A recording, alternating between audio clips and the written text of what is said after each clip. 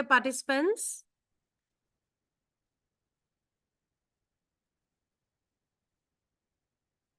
Good evening, everyone. So on behalf of organizing team of GAD-MMTTC, I welcome you all in this NEP, FDP on NEP, National Education Policy. So we will start in a few minutes once A.K. Bakshi sir join, and then we will start the session. Good evening, everyone.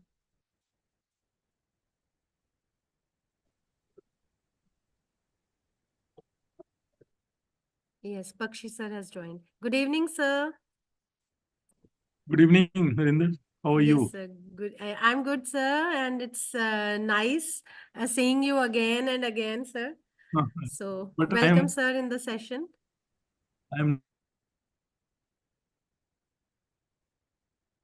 Let's hope everything works well. Yes, sir. Yes, sir. Definitely.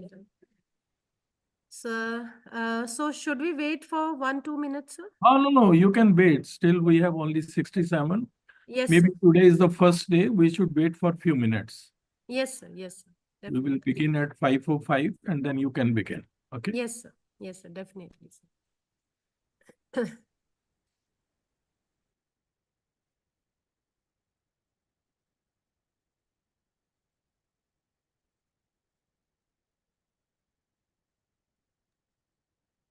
And how is everything going on, sir? All fine. All fine. Thank you. Thank Your you. session was wonderful in our Inspire program. No, I sir don't know. हाँ सभी बच्चे भी बड़े खुश थे sir जिन्होंने आपका session लगाया different It's nice school of से जो the... आए हुए थे हाँ जी उन्होंने बहुत अच्छा फीडबैक दिया है आपका अच्छा, चलो. हाँ जी बहुत अच्छा था सर सेशन वेरी नाइस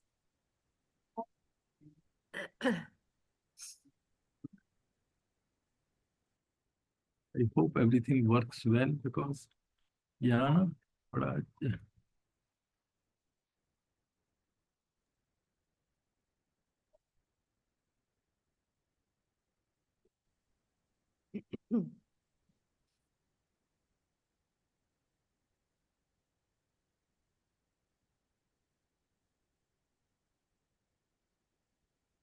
विमल मैम 6:30 पे ज्वाइन करेंगे सर आज हाँ जी can request participants to keep their videos on. Dear participants, please keep your videos on during the session. So it's mandatory by the MMTC portal also.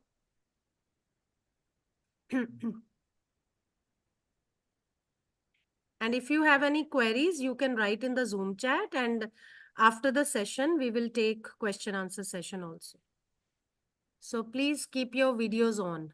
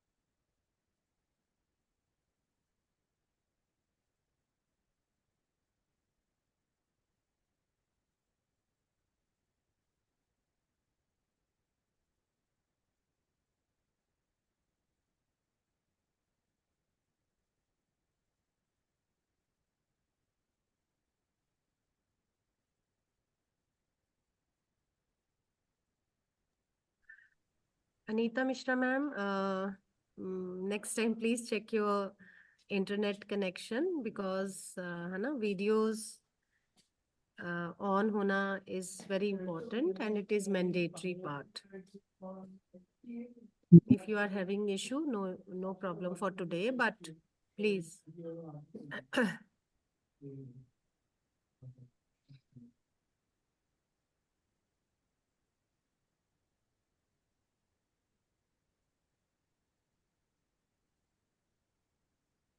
I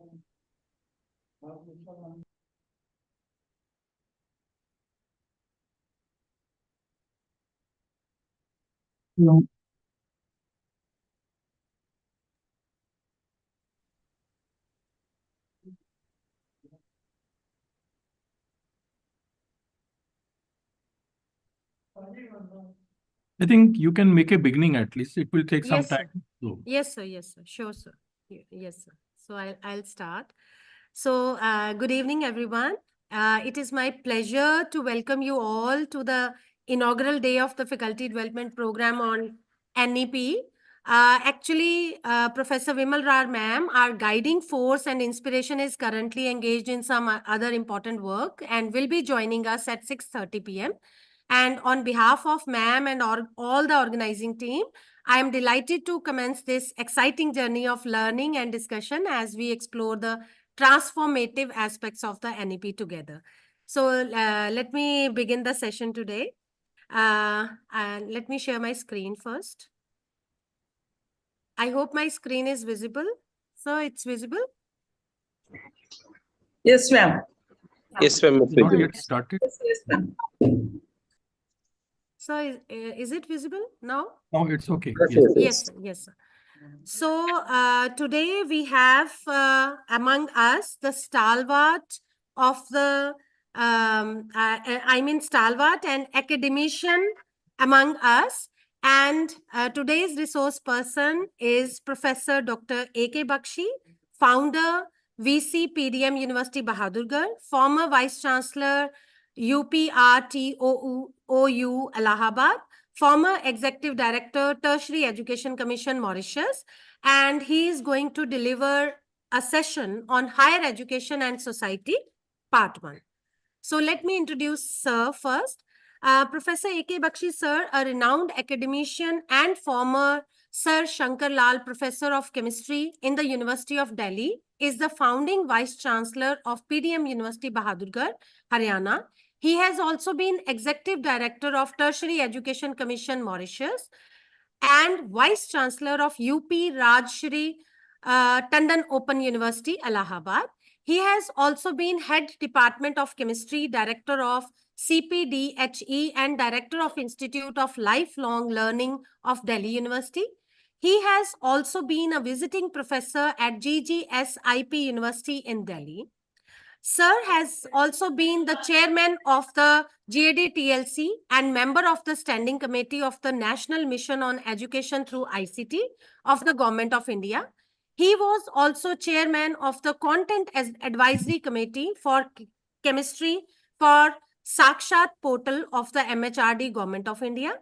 A double gold medalist, record breaker, and recipient of several awards and academic honors, Professor Bakshi was facilitated 2 times for his outstanding contributions to education by the former President of India, Dr. APJ Abdul Kalam, sir. Professor Bakshi is the co-author of nearly 200 research and education articles and 1 patent. He has to his credit 11 books as co-author, 51 e-books, books as editor, chairman, convener of the working group, and 63 e-modules as author, co-author for PG chemistry courses and ARPIT programs of the MHRD. Professor Bakshi is one of the most sought after speakers in the country, having delivered more than 400 invited talks during the last 4 years on different aspects of education at various national and international platforms. Sir has also been a member of National Writing Team for Chemistry Class 11th and 12th books of NCERT. Sir was elected as the president of the section of the Chemical Sciences of the Indian Science Congress Association for the year 2011 and 12. He has also been a member of various committees of national and international importance. Professor Bakshi, sir, was also recently facilitated by the Union Minister Shrimati Smriti Zubin Irani for his outstanding contributions as chairman, GAD-TLC, in the professional development of teachers of the country. He is one of the first persons from universities in India to have been selected as a member scientist of third Indian research expedition to Antarctica. This expedition built India's permanent base, Dakshin Gangotri in Antarctica. And the list is endless. So I just welcome once again to Professor A.K. Bakshi, sir. So I welcome you, sir, again to begin the session. Over to you, sir. Thank you very much, Dr. Narendrajit Kaur, for your kind words of introduction. And good evening, all the participants. It's indeed a great pleasure and a privilege to be delivering this inaugural address at the beginning of this NEP orientation and sensitization program of the UGC. This program, as you all know, will be completed in 8 working days. And each working day, we will have 2 sessions. So total will be 16 sessions for the program. And you know, this is NEP orientation and sensitization program. Orientation means you will be told what new needs to be done in the light of National Education Policy 2020. You will be oriented for that. These are the do's and the don'ts for you. And then sensitization also, why all this is being done. A change in your mindset is required. A change in your attitude is required. Because earlier you might have been teaching in other ways. Here now the things are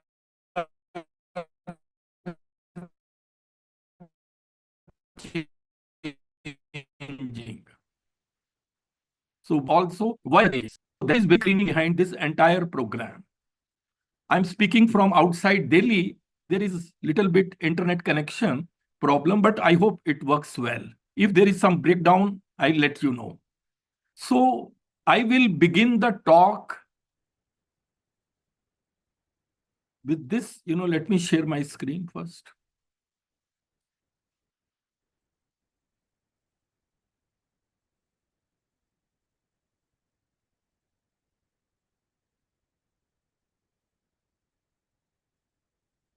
So this is going to be the title of my talk.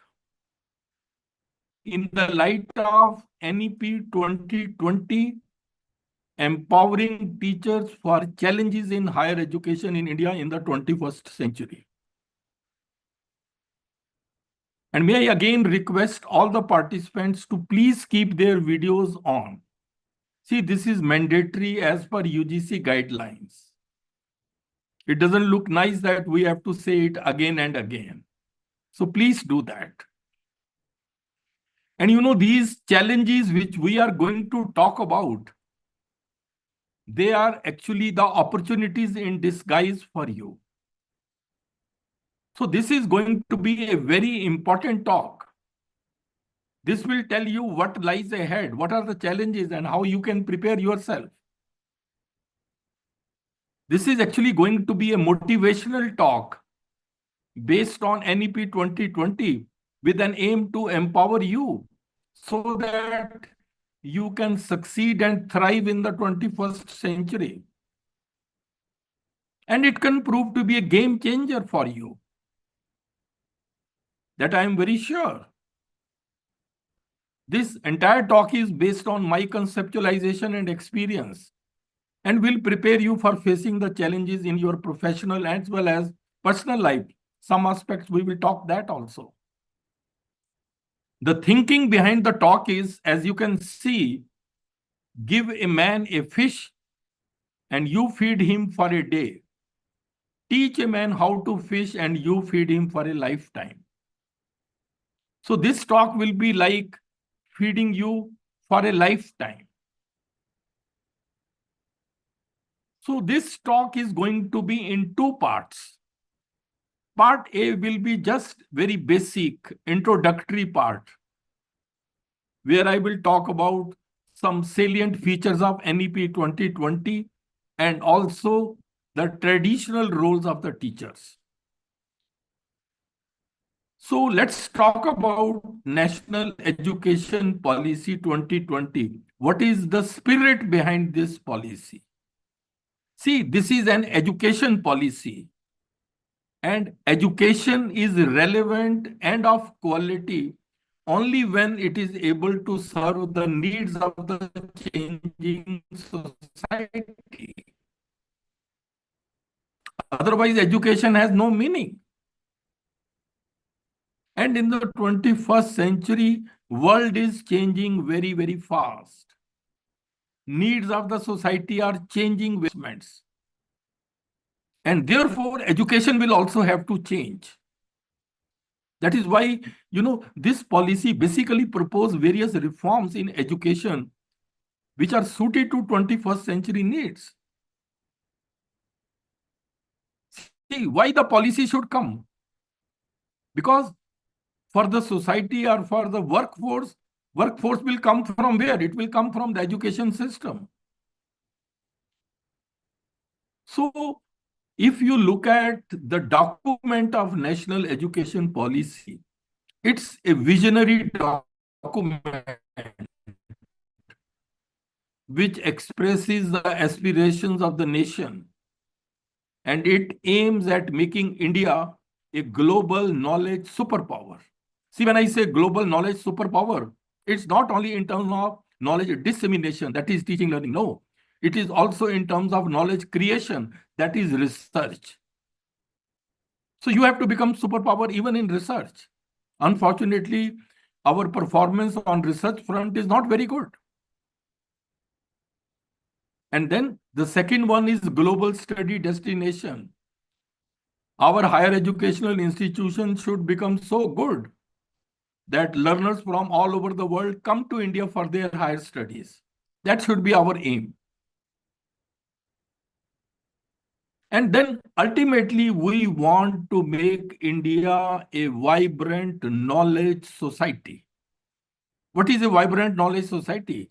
It's a dynamic community where, knowledge is actively created. That means you do research. Then that is shared and then utilized to drive innovation, economic growth, and social well-being. So everything comes from knowledge creation. So for the first time, so much focus is being given on research and innovation. So this is something you have to keep it in mind. It will also create National Research Foundation for funding the various projects. We will talk that later. And therefore, this policy proposes to achieve its various goals by making school and college education more holistic, flexible, and multidisciplinary. These three things are very important. Holistic, flexible, and multidisciplinary. All the three things are important, and all the three things have a reason why they are so important. And even this policy talks about academic bank of credits. Because if after 1 year you want to leave any college or leave a program, you can come back. So your credits which you have earned will be in this academic bank of credits. Like that, flexibility is there. Multiple exit, multiple entry options. Holistic means overall development. See, the purpose of education is not only to educate you, it is to prepare you for challenges of the life. And wherever you present yourself as a whole. Your knowledge matters, your skills matter, your personality matters. So that way, holistic development. And then multidisciplinary also. We will talk about this later. And these are the 5 pillars of National Education Policy. Please remember that. One is access. That means access to higher education has to be enhanced. And the target set in this policy is 50% gross enrollment ratio by 2035. Currently, gross enrollment ratio is about 27%. Then quality of education needs to be improved. Equity, education needs to be imparted with equity. Then it should be affordable. And then accountability should be there. So these are the 5 pillars of National Education Policy 2020. And when I said holistic, this, I mean this: physical development, emotional development, mental development, social development. And when I say equity, look at the picture. On the right side is equity. You have to be fair, social justice, unlike equality. So education should be imparted with equity.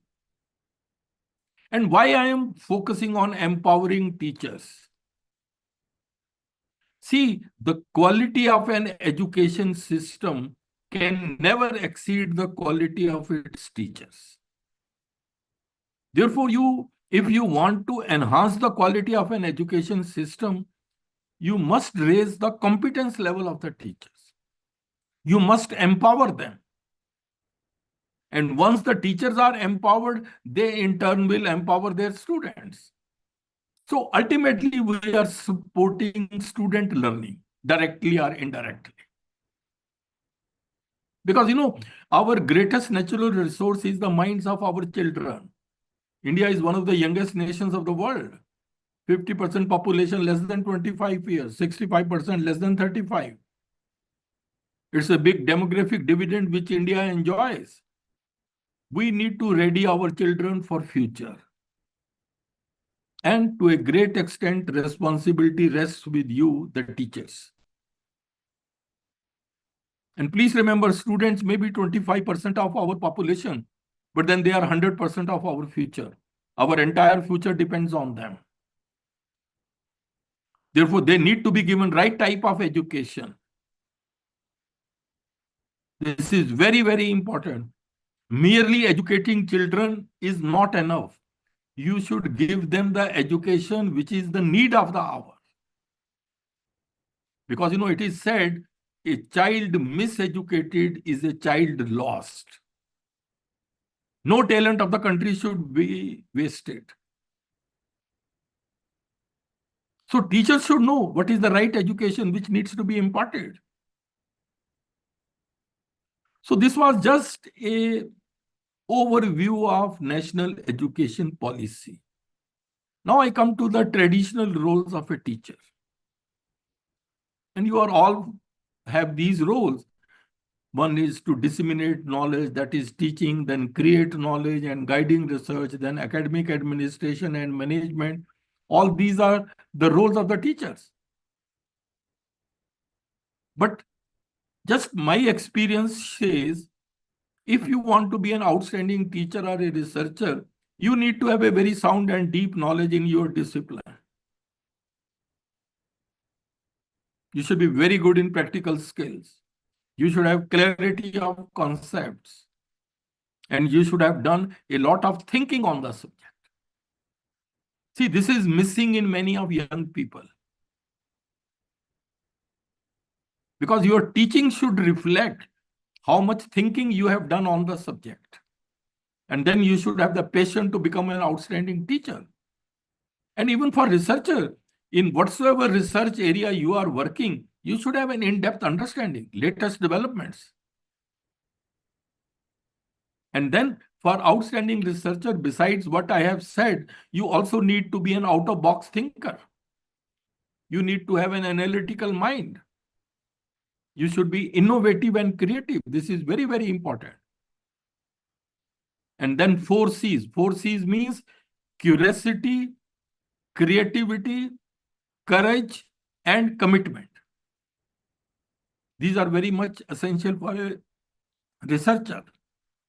And one more thing, both for an outstanding teacher or a researcher, you should have excellent communication and presentation skills. How you present yourself. Because how logically and systematically you speak, that shows how logically and systematically you think. So this is very important. And every day you go to the class, how you present, how you start your lecture, how you plan your lecture, all these things are very important.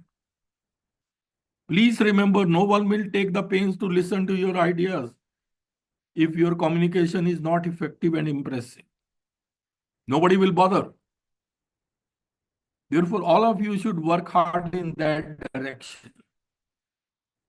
Whenever you get a platform to speak, make use of that. And one thing you should remember, all the great speakers were bad speakers at first, but then they worked hard and they reached to the top. Why not you? So this was part A, where I have covered the challenges in the 21st century. Part introduction I have covered. Now I will cover part B, where I will talk about the challenges in the 21st century. Now this is the real talk now begins. What are the challenges? First is, we are living in an information age where, you can get any information just by the click of a button. But this information age has many challenges. One is, this is an age of uncertainty with respect to jobs. There is a future of jobs report published by World Economic Forum, based on which you can say you're not sure in which jobs your students will be placed. Those jobs may not be even existing at present. So there is a lot of uncertainty. That is one challenge. Second is, this is an age of mass education. This is an age where more students over the next 30 years will graduate than since the beginning of the recorded history. So what does it mean? There are few traditional jobs, they are becoming rather less, but there will be many takers. So they will create a tough competition in the years to come. And the third is, this is an age of artificial intelligence. This is an age where artificial intelligence will equal the intelligence of the students by the time they finish their formal education. So the question comes, if I can have machines with the same intelligence as you, then why do I need you? I will work with machines. And look at this, all these jobs which are repetitive, predictable nature, no critical thinking, no critical analysis, no research base, all these jobs are going to be in danger. Either because of artificial intelligence, automation, or robotics.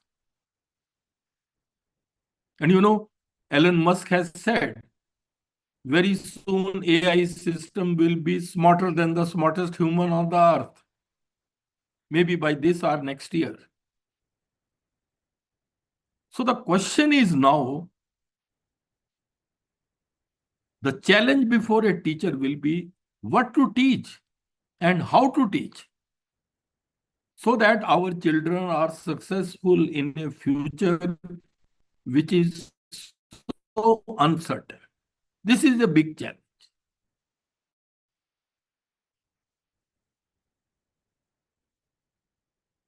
Second challenge which I perceive is sustainable development goals. See, sustainable development is the burning issue in the world at present. Everybody talks about sustainable development. And as you know, sustainable means something which can be maintained for a long period of time, keeping in view the future generations. Development means progress or economic development. But why there is so much concern for sustainable development? This is the reason. Population is exploding. Currently, we have about 8 billion people. By the end of 2050, we will have 9.7 billion people. So this population explosion will lead to fast depletion of resources. Food, minerals, other natural resources may be in short supply. Then water scarcity is going to be a very big issue. FAO report says by 2025, 1.8 billion people will face acute water scarcity. Then there is a problem of environmental degradation. You all know And then a problem of climate change, rising sea level, increase in atmospheric temperature, etc. So, all these are going to be the challenges with respect to sustainable development. But we want to create a sustainable future for our generations. Education can help there. That way it becomes a challenge for you. That was the reason why United Nations in 2015 gave 17 sustainable development goals for achieving them by 2030 by signing this agreement, United Nations Agenda 2030. This agreement was signed by 193 countries, including India, are signatory to this. But United Nations, did not give any roadmap how to achieve that. You cannot give a roadmap because world is so diversified, the nature of the problem varies, and it varies from region to region. You cannot give a solution which will be universally applicable. And these are the 17 goals. Look at that. These are the real problems of the world. No poverty is one. Second goal is zero hunger, then good health, then quality education, then gender equality. Like that, these are the 17 goals. And if you look at these goals, they actually represent real world problems. And they are very complex. And in order to solve them, you require knowledge of several different disciplines. You cannot solve a real world problem just by the knowledge of one discipline. It will never be possible. For example, look at climate change. If you want to solve the problem of climate change, you need people, sociology, etc. That is why, multidisciplinary approach is becoming popular. Because multidisciplinary education will help you in solving the real world problem, the problem which humanity is facing. So this is the significance. Multidisciplinary education allows students to gain a deeper understanding of the subject matter through the lens of different disciplines. And one more thing, if you look at the Sustainable Development Goal number 4, it is quality education. This goal was given in 2015, okay? And this goal says, ensure inclusive and equitable quality education and promote lifelong learning opportunities for all. So these terms are coming: inclusive, equitable, quality education, and lifelong learning. And this goal was given in 2015. National education policy came in 2020. And you will be surprised that the various provisions of NEP 2020 are basically based on this goal. So our national education policy is aligned with this because India has committed, India is a signatory to that agenda. And sustainability is becoming very popular, and you must have read now in National Institutional Ranking Framework, additional criteria of sustainability has been introduced. You make your college or university campus, green campus, sustainable unit. So there is increasing interest towards this. So this itself is a big challenge. Third challenge is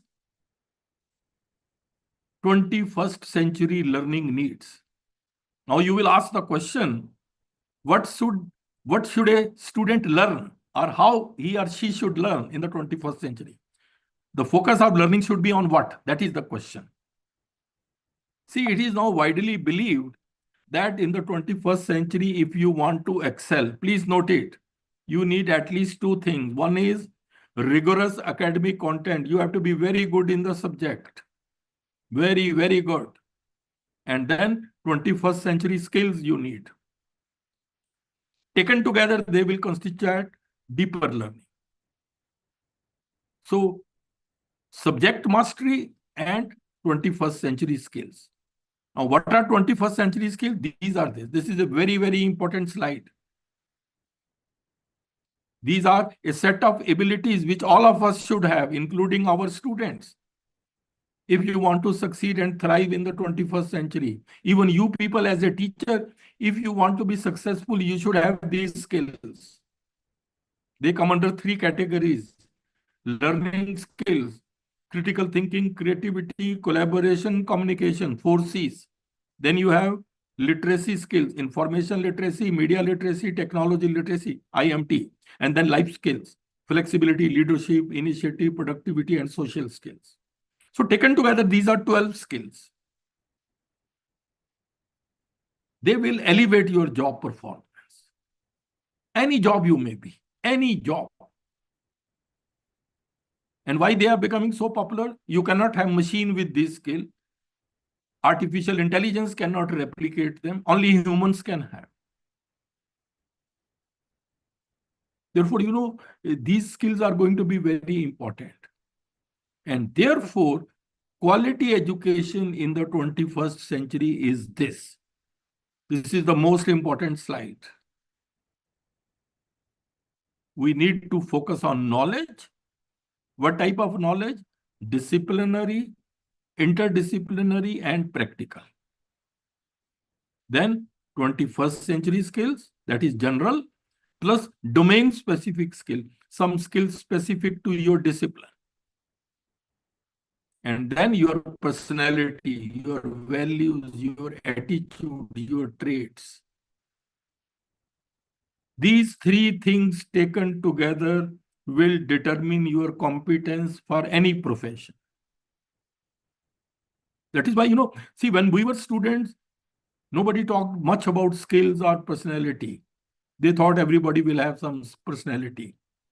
Focus was mainly on knowledge. But now all the 3 things are equally important. That is why so many universities and colleges are doing skill enhancement courses to strengthen second point, and they are doing value-added courses to strengthen the third point.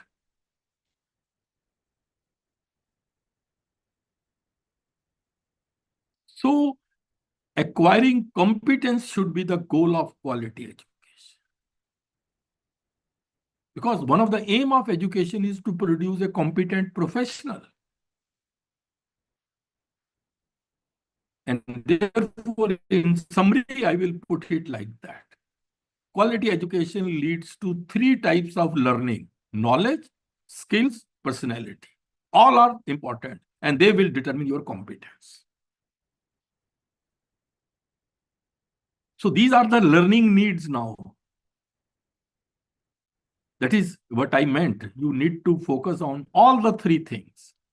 If you are not doing, it's a lopsided development. You will never be successful. And the 4th challenge is, see, there is a need of creative and innovative minds in India. I personally feel there is a crisis of innovation and creativity in Indian education system. Look at the fact, no Indian scientist working in India has been able to get Nobel Prize after 1930. Nobody has got it after 1930. C.V. Raman was the last person. And we celebrate National Science Day on 28th February. And it was in physics, as you all know. Nobody has ever got it in chemistry. These people did get Nobel Prize, but they were non-resident Indians. Even Amartya Sen, although he is an Indian, but for years he has been staying abroad. Abhijit Banerjee, an American citizen. So, why we are not able to excel at that level? Nobel Prize is not a lifetime achievement award. It is for a breakthrough, which can change the course of humanity, course of human history. And for excellence in research at that level, you need these 3 things. See, if today you are not very good researcher, reasons could be these. You lack enormous amount of creativity and open-mindedness. You may be lacking in that. You need that. Education system teaches every child to look at every other as your competitor. That's why it becomes difficult for them to collaborate. And then perseverance and resilience. Work in the right direction and keep on working. Persistent people achieve their goals. And resilience, even if there is a setback or a failure, you should bounce back. Take it as a part of life.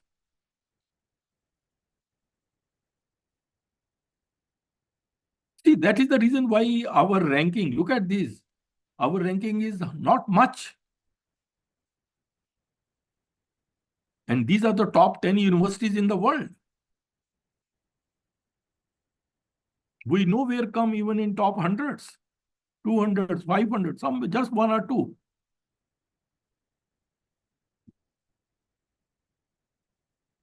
And one of the main reasons for all this is poor quality of our research programs.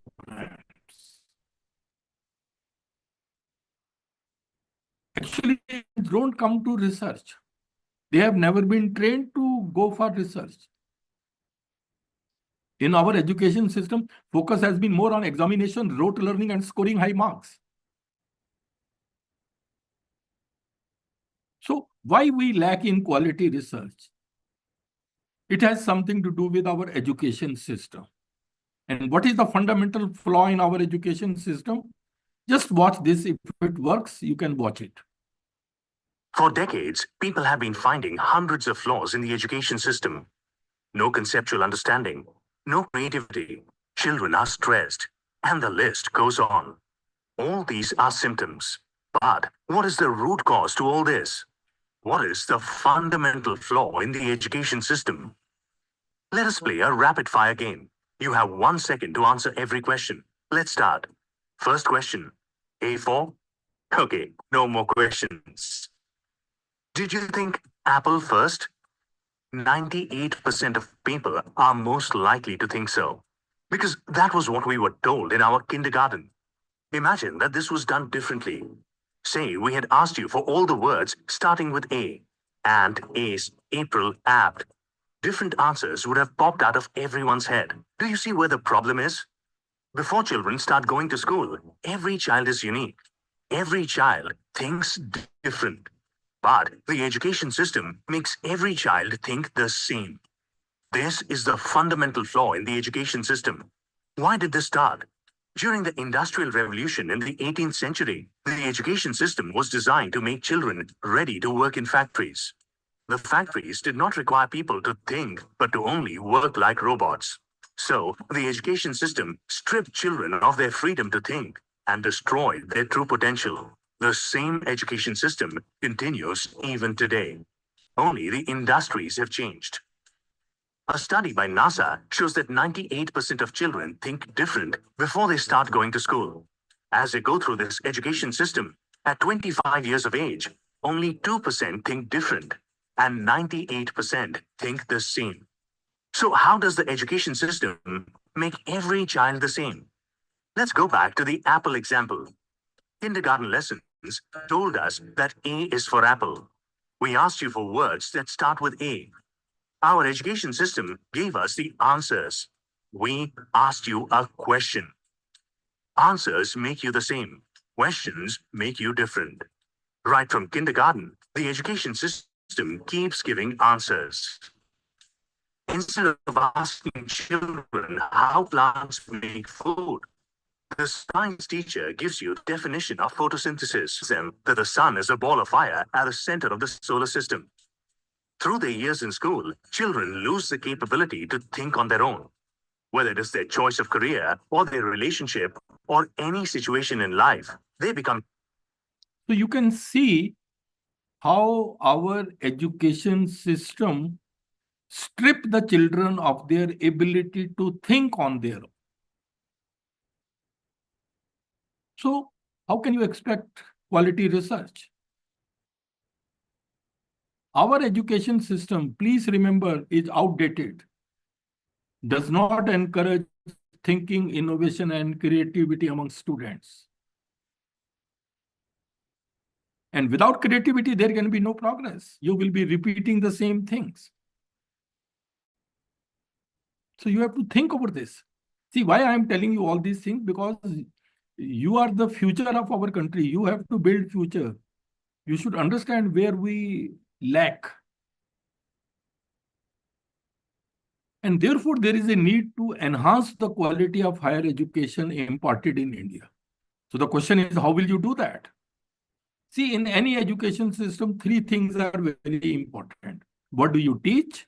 That is curriculum. How do you teach? That is pedagogy. And then how do you assess the students? Now look at our current education system. We have 21st century students, but sometimes we teach them 19th century.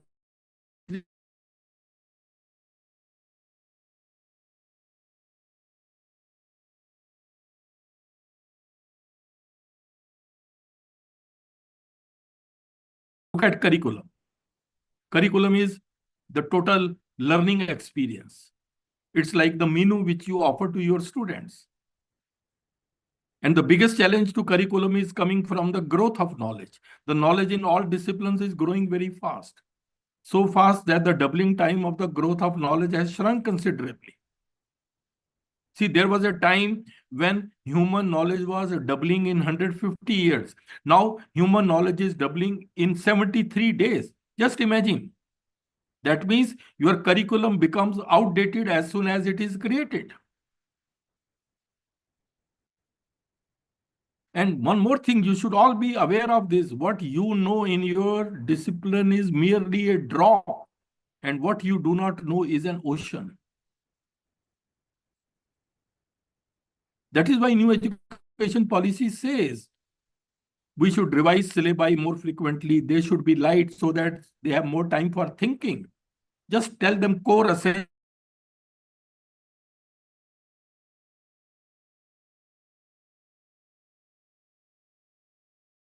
Between what is learned and what should be learned. And that affects the quality of research.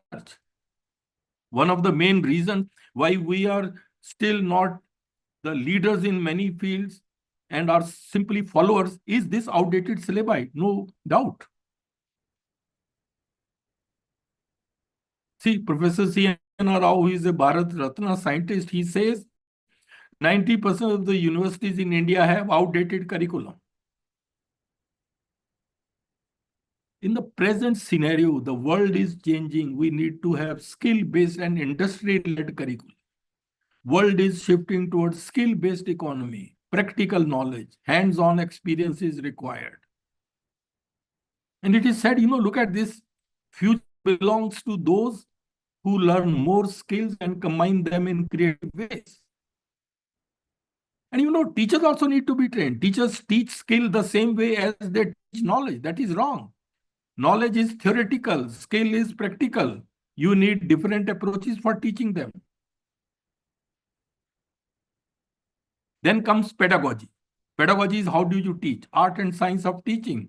We still follow the traditional talk and chalk method, which has serious limitations. Teacher-centric, mainly a monologue, many complex concepts you cannot explain on the board. Then it presumes that all students learn in identical fashion. That is wrong. Some may be slow learners, some may be fast, some may be average. Then you can't solve many problems in the class because you have to finish syllabus. Then all this is very slow and time consuming. And then focus is more on examination, rote learning, and scoring high marks. This is today's reality in every discipline. Remember it, this is today's reality. Nobody wants to learn concepts. Everyone wants to score 90 plus. Irony of our country is focus is on well-filled mind. But what we need is well-formed. This is the need of the hour. And please remember, era of rote learning is over. We should be aware of this fact. Real education is that which brings about a transformation in you. just as seed gets transformed to plant, plant gets transformed to tree, tree transforms.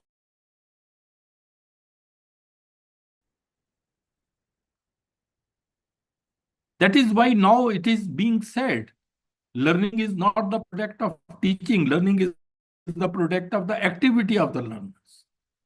You engage the learners and they will learn. And that is the thinking in education. Students will learn best when they are engrossed in the topic, motivated to seek out new knowledge and skills, because they need them to solve the problem at hand. And all this is possible in this information age because of ICT. So experiential learning is a learner-centric education. This is also being encouraged. Children must not only learn, but also learn how to learn. And this fostering experiential learning and critical thinking is an important objective of national education policy. And then there are many other methods of learner-centric education. Learner-centric is a pedagogy. It means strategy. Broadly, that is the strategy.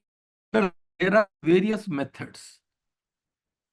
One is problem-based learning, project-based learning, case studies, inquiry-based learning, flipped classroom, collaborative learning, international travel, internship, research program, all come under learning. We will have a detailed talk on all that, but this is just I wanted to tell you. And once you implement learner-centric education, the learners also change. In the talk and chalk method, they are just passive listeners. Now they can become active, highly independent, and creative thinkers. And look at these university Harvard, Stanford, Wharton, leading universities of the world. Focus on case studies, experiential learning, project-based learning, problem-based learning. Very little focus on lecture-based learning. Please remember, if you teach today as you taught yesterday's, you are going to rob them of tomorrow. Teachers must change with the change times. You cannot say this, that we were never taught like that. Okay, that about time, now time is different. This was my article in Education Times of the Times of India, Creativity Crisis in the Indian Education System. This is flipped classroom. And third thing in education system is assessment. How do you assess the students? And National Education Policy says we need to transform assessment drives learning. The way you assess your students will that way. So this can be a good way education in the country. Change the system of assessment. See, if you look at our current examination system, it is rote-based. Many textbook content, definition given there. If anything comes from outside the textbook, protests start. They say out of syllabus. See, is that the purpose of education? Therefore, assessment process needs to be made more scientific to encourage multiple skills of the students. Analytical thinking, critical thinking, conceptual clarity. And one way is, look at this. This is the revised Bloom's taxonomy. This is very important. Be very careful. Cognitive learning is a 6-level hierarchy. Whenever you acquire knowledge, it starts from remembering at the bottom, then understanding, then application, and then goes up to creativity. That means you start from lower order thinking skill to higher order skill. So these learning outcomes in cognitive learning. So if these are the 6 learning outcomes, then assessment should also test all the 6 learning outcomes. If you look at the examination system, we test memory, we test understanding, and maybe little bit application. Beyond that, we do not go.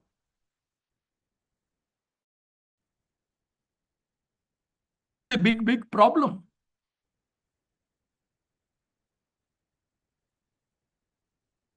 So you can now very well see that we need to totally change the system of assessment. And in this, teachers can play a very important role. We have about 4 crore students in higher education. What type of questions you set, it's very important. Your role becomes very, very important.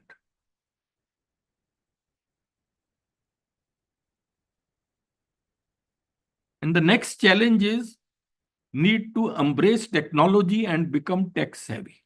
This is another challenge. 6th challenge. See, it's difficult to imagine education without technology in the 21st century. Even new education policy says that the relationship between technology and education at all levels is bidirectional. Technology enhances the quality of education, and enhanced quality of education then further helps in improving the technology. That's how they feed on each other.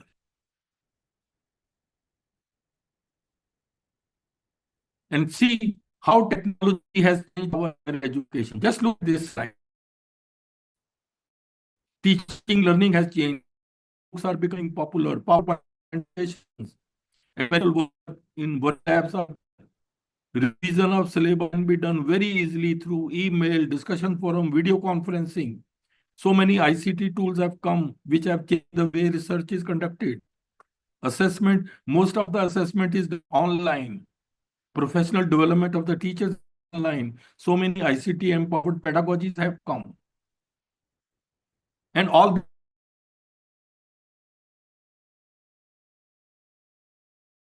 technology, you will have to. So tech savvy is no longer going to be optional. No, it is essential for providing high education and preparing them for technology.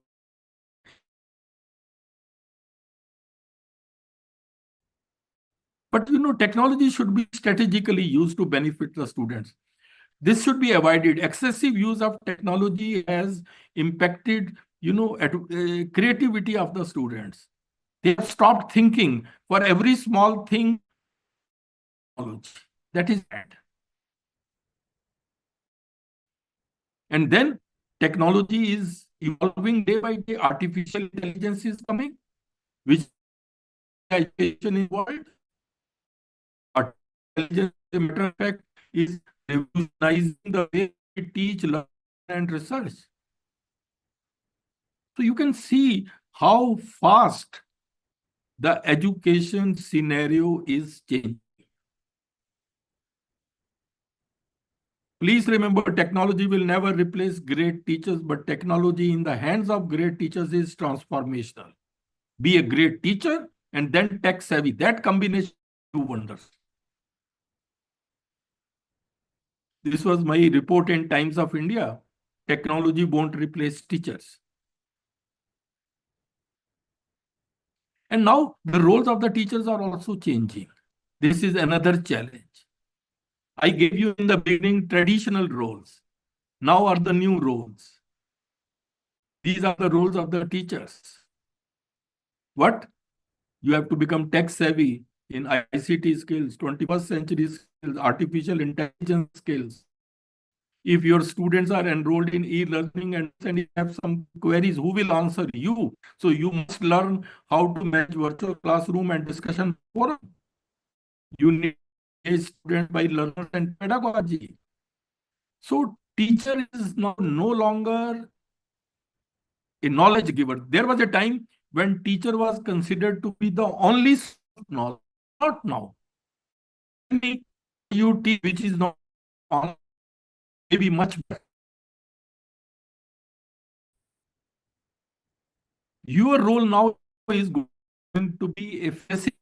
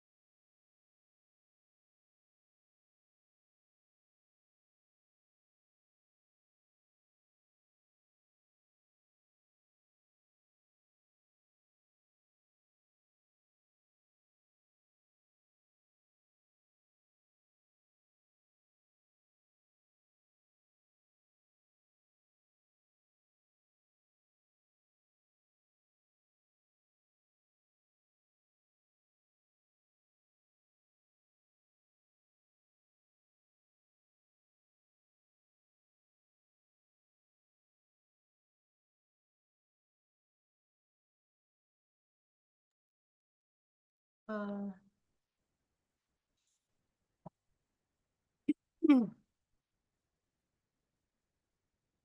Sir, some technical issues? Are you able to hear me now? Yes, sir. Yes, sir. Earlier beach also में there sir was- बीच में voice crack हो रही थी पहले, लेकिन अब ठीक है। नहीं, और ये वीडियोस आ रहा था ना हाँ जी सर, आ रही थी पहले। क्योंकि I am speaking from my hotel room.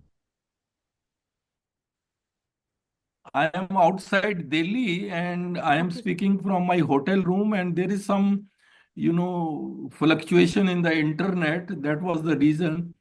So हाँ जी सर, बीच I में can वॉइस क्रैक continue हो from रही थी। where I left. Is it okay? Yes sir, yes sir, yes sir. Hello? हाँ जी sir, you are audible. Hello? Hello sir, you are audible sir. No, I can continue. Yes sir, you should continue sir. मैं एक minute. I just take 2-3 minutes. मैं hotspot पे लेता हूँ. Yes I sir, I yes will do it on hotspot. Let me see.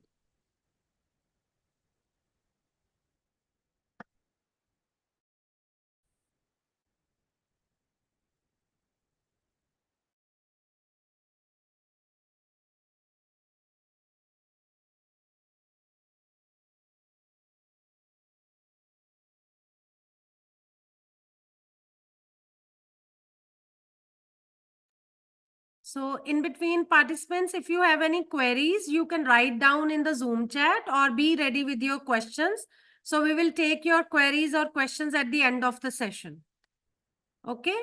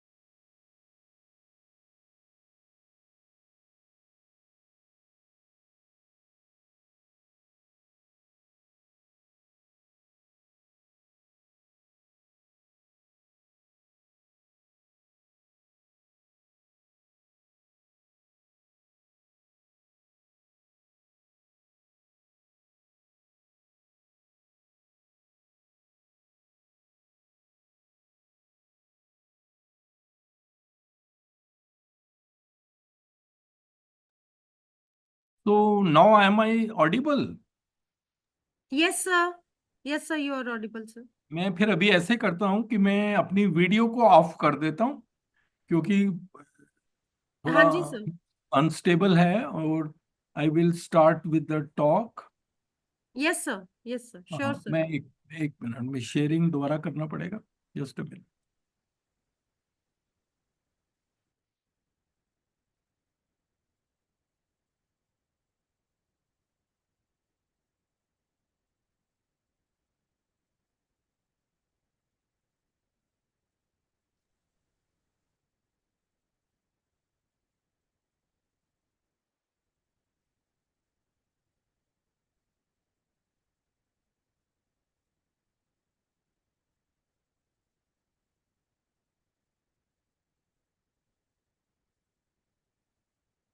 हाँ, clear है? अब नजर आ रहा है?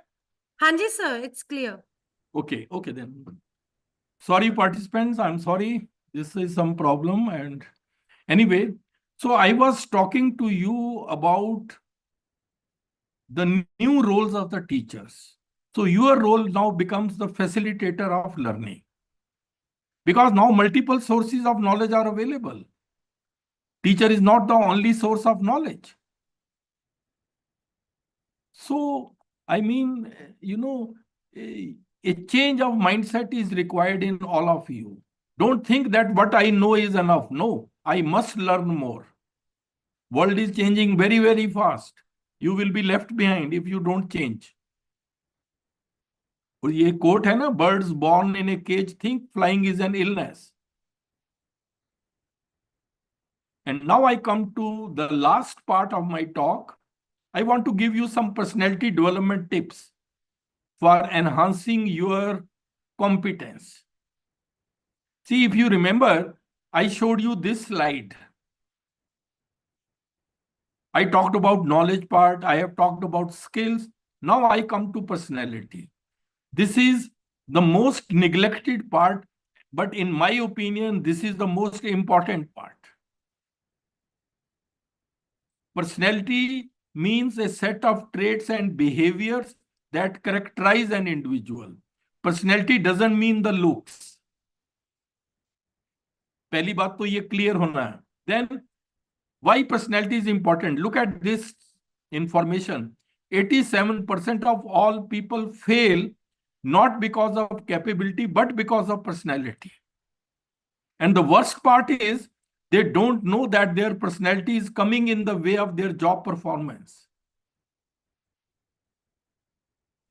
Therefore, personality is very important. It influences every aspect of human life.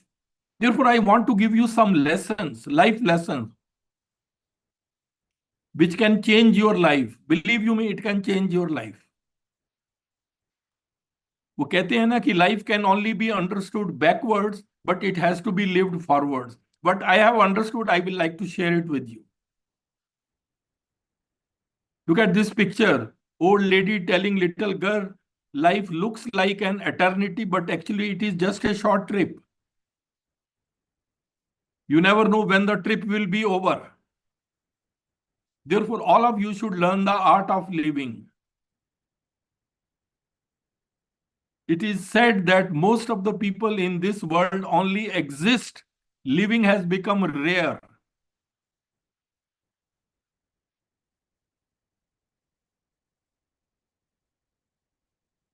And when I say art of living, it means capability to draw pleasure from life and to succeed in the greatest test called life. ये देखिए, Indian express का report था. India is not that happy. India is ranking 126th out of 143 nations in the World Happiness Index. People are stressed, always worrying, thinking about future, spoiling their present. Therefore, please remember you only live once. But if you do it right, I think one is more than enough. Now, some tips I want to give to you. Be proactive in life. This is the first message I want to give you, lesson for you. See, everyone chooses how to approach life. Choose a proactive approach. If you are proactive, you will focus on preparing. If you are reactive, you will end up focusing on repairing. Those people who are proactive, they are able to take initiative, they are able to make choices, and they are able to control outcomes. Proactive people don't wait for the ship to come in, they swim out to it. This can be a big change in your life if you are proactive. Think well in advance. The secret of success is to be ready when the opportunity comes. Number 2, come out of your comfort zone. Many of the young people I know, I've been a vice chancellor in various universities, young people in comfort zone. Oh, getting good salary, husband or wife getting good salary, children well set, why should I work? Life begins at the end of your comfort zone. It's only after you have stepped out of your comfort zone that you begin to change, grow, and transform. Come out of the comfort zone, choose the right direction after careful thinking, and then start working. Work hard, very sensibly. You may be very hardworking, no doubt, but sensible is important. When I say sensible, it means direction is more important than speed. What direction you are working? Of course, you are free to choose any direction, but then you will not be free from the consequences of your choice. And then once you choose the right direction, then life is a process. No one rises suddenly in the world, not even the sun. Be persistent and have a never give up attitude. This is another quality you should have, self-belief. Self-belief means, look at this, a bird sitting on a tree is never afraid of the branch breaking because her trust is not in the branch but in her own wings. Self-confidence is very important if you want to succeed. Millions of people may believe in you, but that will not matter if you don't believe in yourself.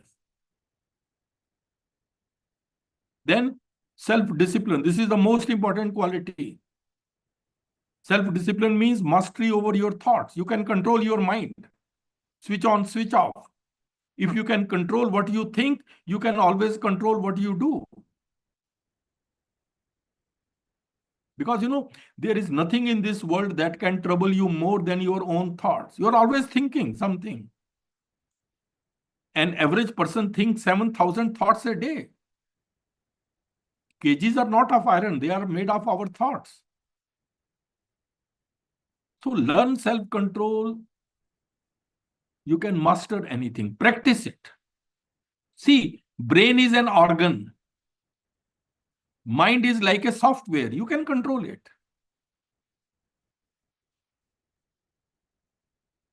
Then be positive and honest. You don't need to tell to the world. Nobody bothers, but it is for your own consumption. You should be always positive thinker and honest. Always positive thinking. Because positive thinkers will have a solution for every problem and negative thinkers will have a problem for every solution. And we meet such people in our day-to-day life. And always strive for excellence. To be good is no longer enough in the today's world. Nobody bothers. You have to strive for excellence. Look at the quote. A penguin can never be a giraffe. So try to be the best penguin you can be. Overcome fear of failure. ये एक बहुत common problem है लोगों में. They fear failure. And Bill Gates once says, if you are afraid of failure, you don't deserve to be successful. Failures can be the pillars of success, depending on how you take them. Fail is first attempt in learning. Take it like that. Again, your mindset, your attitude towards failure determines your altitude after failure. Attitude is what? Mindset, self-control, everything controlled by that. That is why it is said, जब तक तुम डरते रहोगे, तुम्हारी जिंदगी के फैसले कोई और लेता रहेगा. And then stop worrying and start living. Worry is a common problem in everybody's. Please remember, worry is a misuse of your imagination. You suffer more in imagination than in reality. And one day you will look back and realize that you worried too much about things that don't really matter. तो फिर उसका क्या फायदा? तब तक तो time तो निकल ही जाएगा ना, उसका कोई फायदा नहीं है. So the best thing is you worry about the things which are in your control. And what is in your control? Your attitude, your effort, your focus. Don't worry about the things which are out of your control. This simple understanding can change your life. And I mean it. And then take risks also in life. That is also, I would say, calculated risk. Sometimes you need to lose the small battles in order to win the war.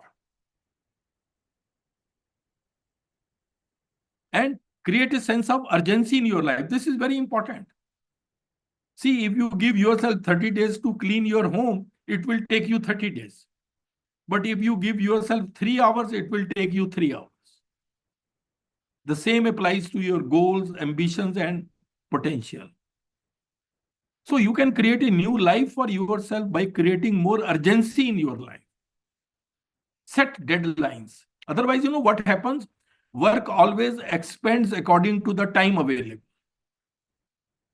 Then it will never get completed. Set deadlines. Control anger. Anger is a normal emotion. Everybody gets angry. But whenever you get angry, think of this slide. The fire of anger burns you first. So if you are ready to prepared for that, then get angry. And then never say mean words out of anger. Your anger will pass, but your mean words can scare a person for life. This has been the reason for many big, bond breaking. Mean words. Use kind words or be silent. Silence requires a tremendous amount of strength when you are angry. And psychology says, look at this. This is a very reality. Psychology says that beneath anger, there is always some fear. Whenever you are angry, there is some fear in your mind.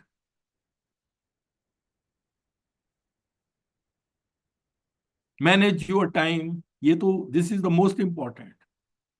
Today, you may be 35-year-old, 40-year-old. Everybody who is 35 has got the same time. It's up to you how you manage your time. There is a very famous quote by Amitabh. कल खो दिया आज के लिए, आज खो दिया कल के लिए. कभी जी ना सके हम आज के लिए, बीत रही है जिंदगी कल, आज और कल के लिए. That's how the life passes. Every day is once in a lifetime, please remember. And every day is the first day of the rest of your life. Take it like that. Therefore, invest your time, don't spend it. वही coat है ना, बंदी है हाथ पर सबके घड़ियां मगर पकड़ में किसी के एक लम्हा भी नहीं. And time spares no one. Look at this song from Bollywood. Just watch it. समय की धारा में धारा में रह जानी सी है जो घड़ी की है जो घड़ी की है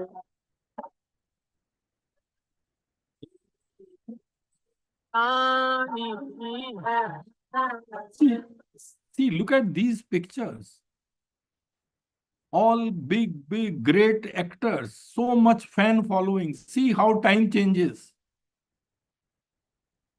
Look at their end. This is Vinod Khanna. Nobody could have, when I first time saw the picture, I couldn't imagine.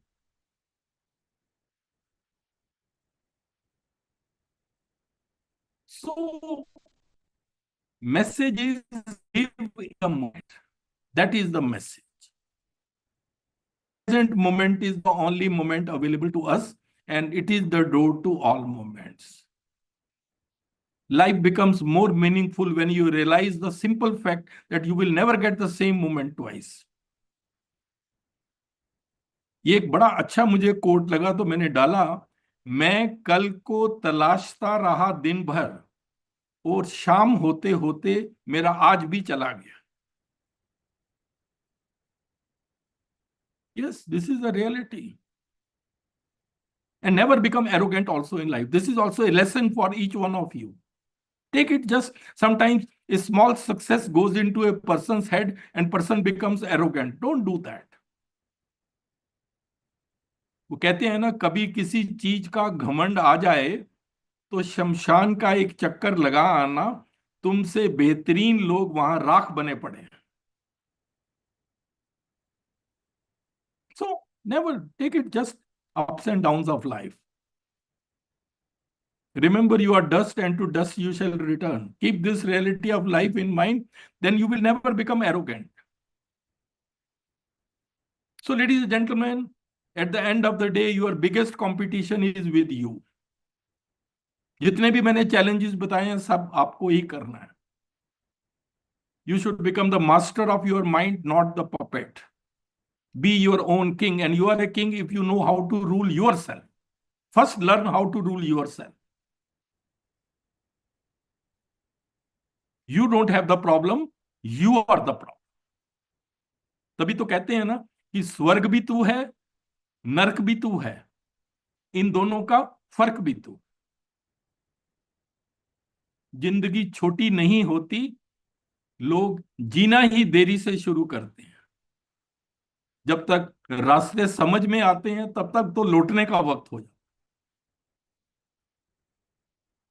Therefore, it's never too late to be what you might have been.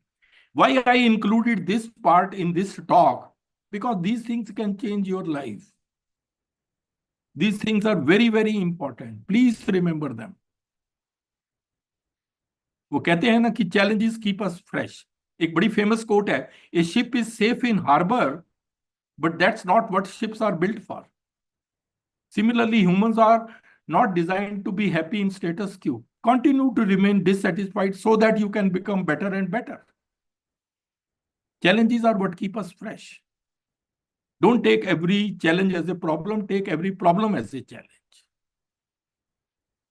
And these are the doorways to excellence. एक बहुत famous Chinese proverb है. देखिए इसको ध्यान से देखिए. When the winds of change blow, some people build walls while others build windmills. It's up to you how you make use of the opportunity. Wall बना लो या windmill बना लो. So one day you will be just a memory for some people. Do your best to be a good one. That's the lesson. And this is the last slide. जिंदगी के रंगमंच पर अपना किरदार इतनी शिद्दत से निभाएं कि पर्दा गिरने के बाद भी तालियां बजती रहे. जिंदगी नहीं मिलेगी दोबारा. Thank you very much. It was a pleasure talking to you. Sorry for that interruption. And give your feedback. This is my mobile number. This is my email ID. You can always be in touch. Any query, any question, because I don't think today we may have that much time. But still, if you have any comment, any suggestion to offer, you are most welcome. Over to you, Narendrajit. Yes, sir. Yes, sir. Thank you so much, sir. Thank you.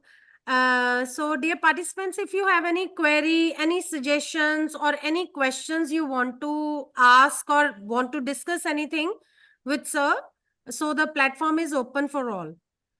So, please raise your hands or write your query in the Zoom chat. यहाँ थोड़ा problem मुझे फिर Yes, sir. लग रहा Yes, है sir. कि आपका video भी ब्लर हो रहा है. हाँ जी, sir. नहीं मुझे आप चलिए, but anyway, if there is anything, Yes. you are most welcome to. Yes, please, dear participants. You can write even your comments, suggestions, even in the chat box. That is meant for you. You can write the feedback in the Zoom chat also, right? You can write the comments also in the Zoom chat. And please keep your videos on and be interactive in the session. Let's have some discussion on the topic. So the floor is open for everyone. So if no question, then it means either nothing is clear or everything is clear. No, sir, the session was awesome and it was really very engaging and interactive. Dr. Manju Das is saying truly it was a very informative session.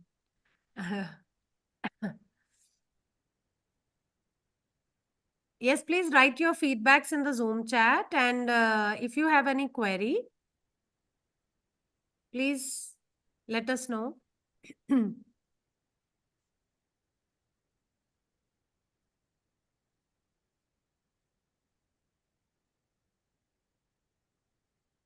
Yes, sir, the participants are saying it was very nice and very informative presentation.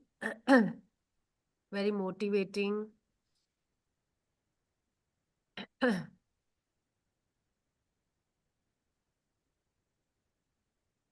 See, whenever we ask you for feedback or comments or suggestions, you should honestly say that. That is also, something you should. Unsolicited, you should not give. But solicited, you should give, frankly and honestly.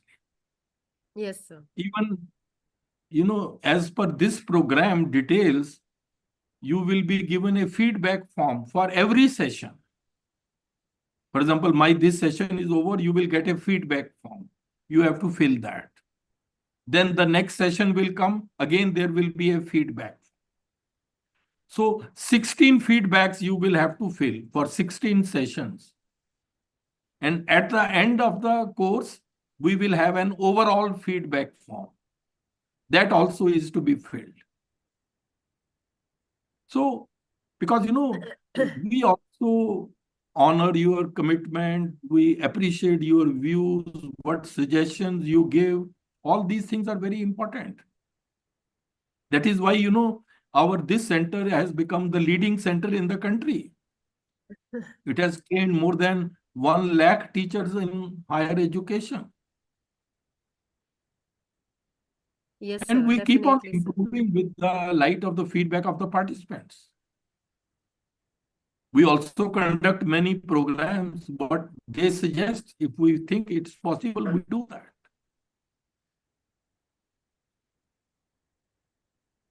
Yes, sir.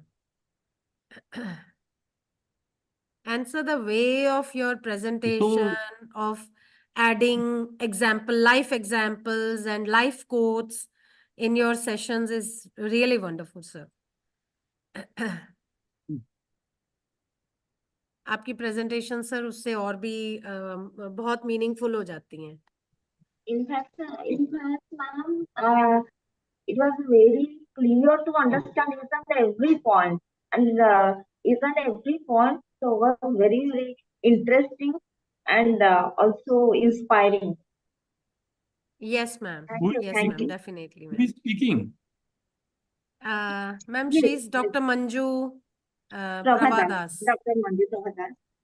Please introduce yourself. Where are you from?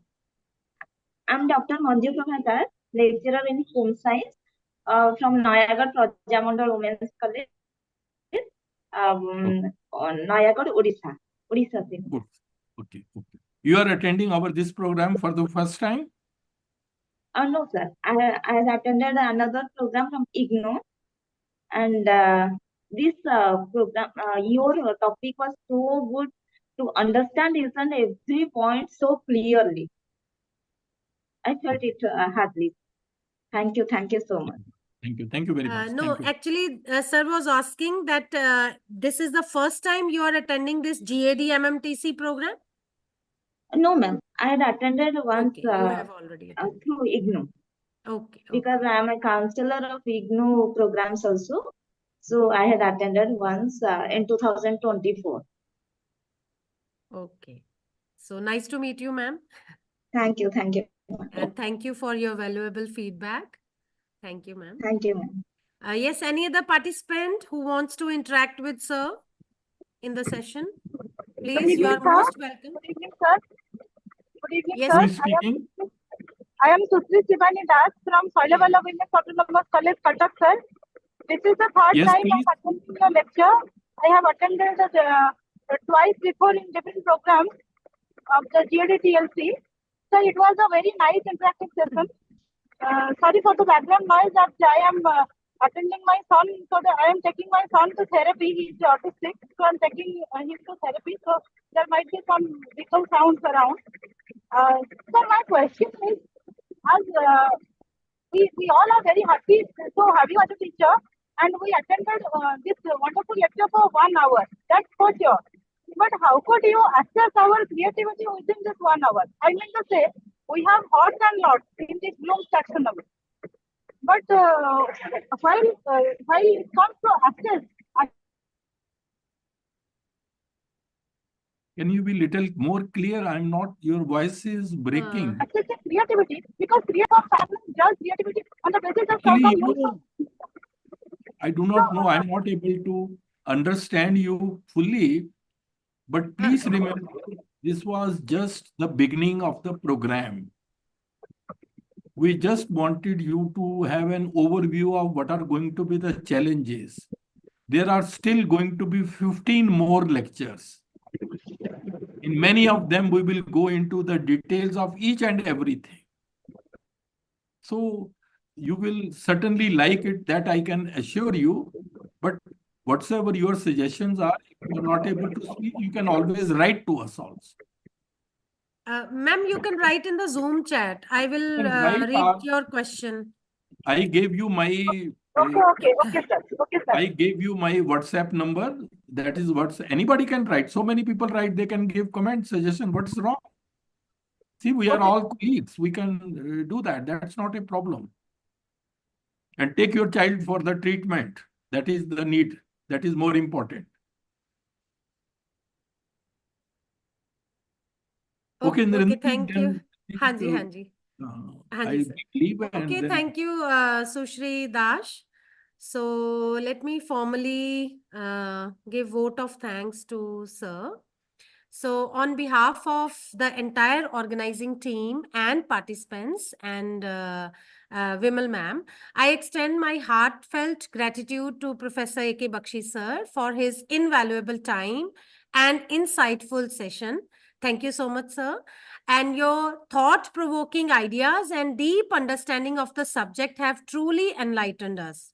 And the way you connected higher education with societal development and illustrated key concepts with relatable examples made the session both engaging and inspiring. Your words of wisdom and motivational insights will undoubtedly guide us in our academic and professional journeys, and we are deeply grateful for your presence and for sharing your vast experience with us. Thank you once again, sir, for an enriching and thought provoking session. Thank you so much, sir. thank you Yeah. very much. And Good eve- welcome, Vimal ma'am.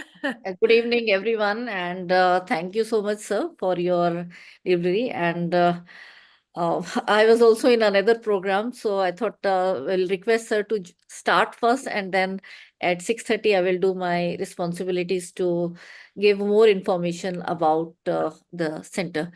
Narendrajit, please, if you can stay with us and Yes, see ma'am. when Professor Vedprakash sir joins, and then meanwhile, and we had. This one collaborative batch coming from Rama Devi Women's University, Bhubaneswar. So have we been joined with the, I think, Honorable Chancellor, Dr. Hari Babu was to join, or who will be representing, if I can just see. And requesting Professor Bakshi sir also to be here for some more time. My internet is unstable, but let me see how long I can be. Yeah. able to. So let me start. Meanwhile, we can see who will be joining from the other institution. Rinderjit, just keep a tag in the working group. Yeah. Yes, ma'am. Yeah. So let me just share my screen.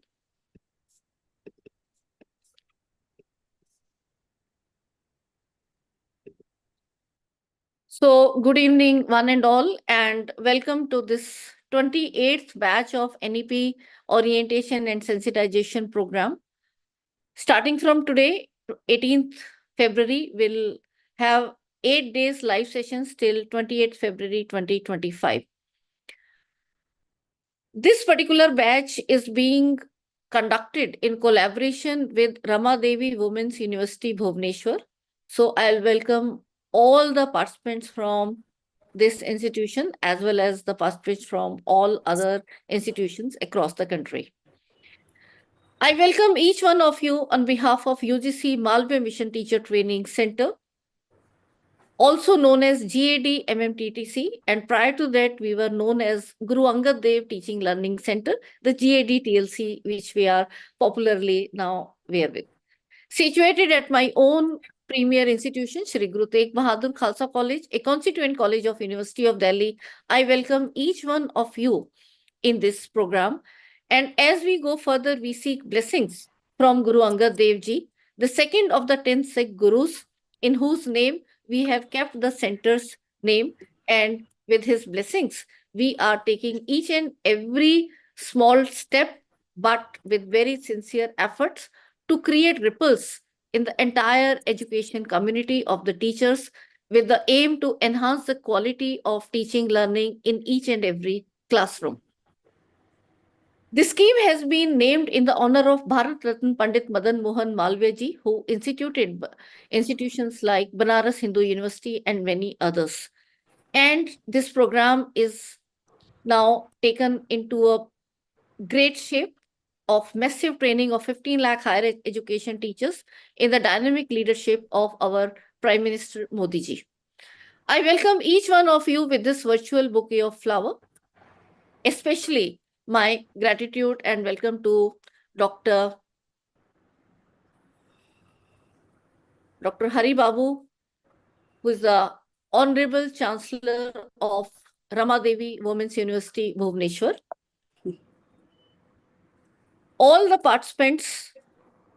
amongst whom are administrators, teachers, research scholars, and others from all over our country, and a special batch coming from Ramadevi University. My gratitude to my executive team, headed by Sardar Talochan Singh sir, who is the Padma Bhushan awardee, who is the chairman governing body at STTP Khalsa College. So it's more than a decade that I am getting his blessings to take these centers to greater heights. And we also have now Professor Gurmohinder Singh, who is joined recently as the principal. And with his dynamic leadership, we are taking the centers to even greater heights. I'm your main host, Vimal Rao. And I'm also thankful to the entire mentoring team, especially here. I will like to mention Professor A.K. Bakshi sir, Professor Ved Prakash sir, and both of them are taking the sessions of the day one. As usual, in all these batches, they have been helping us, guiding us to design these programs.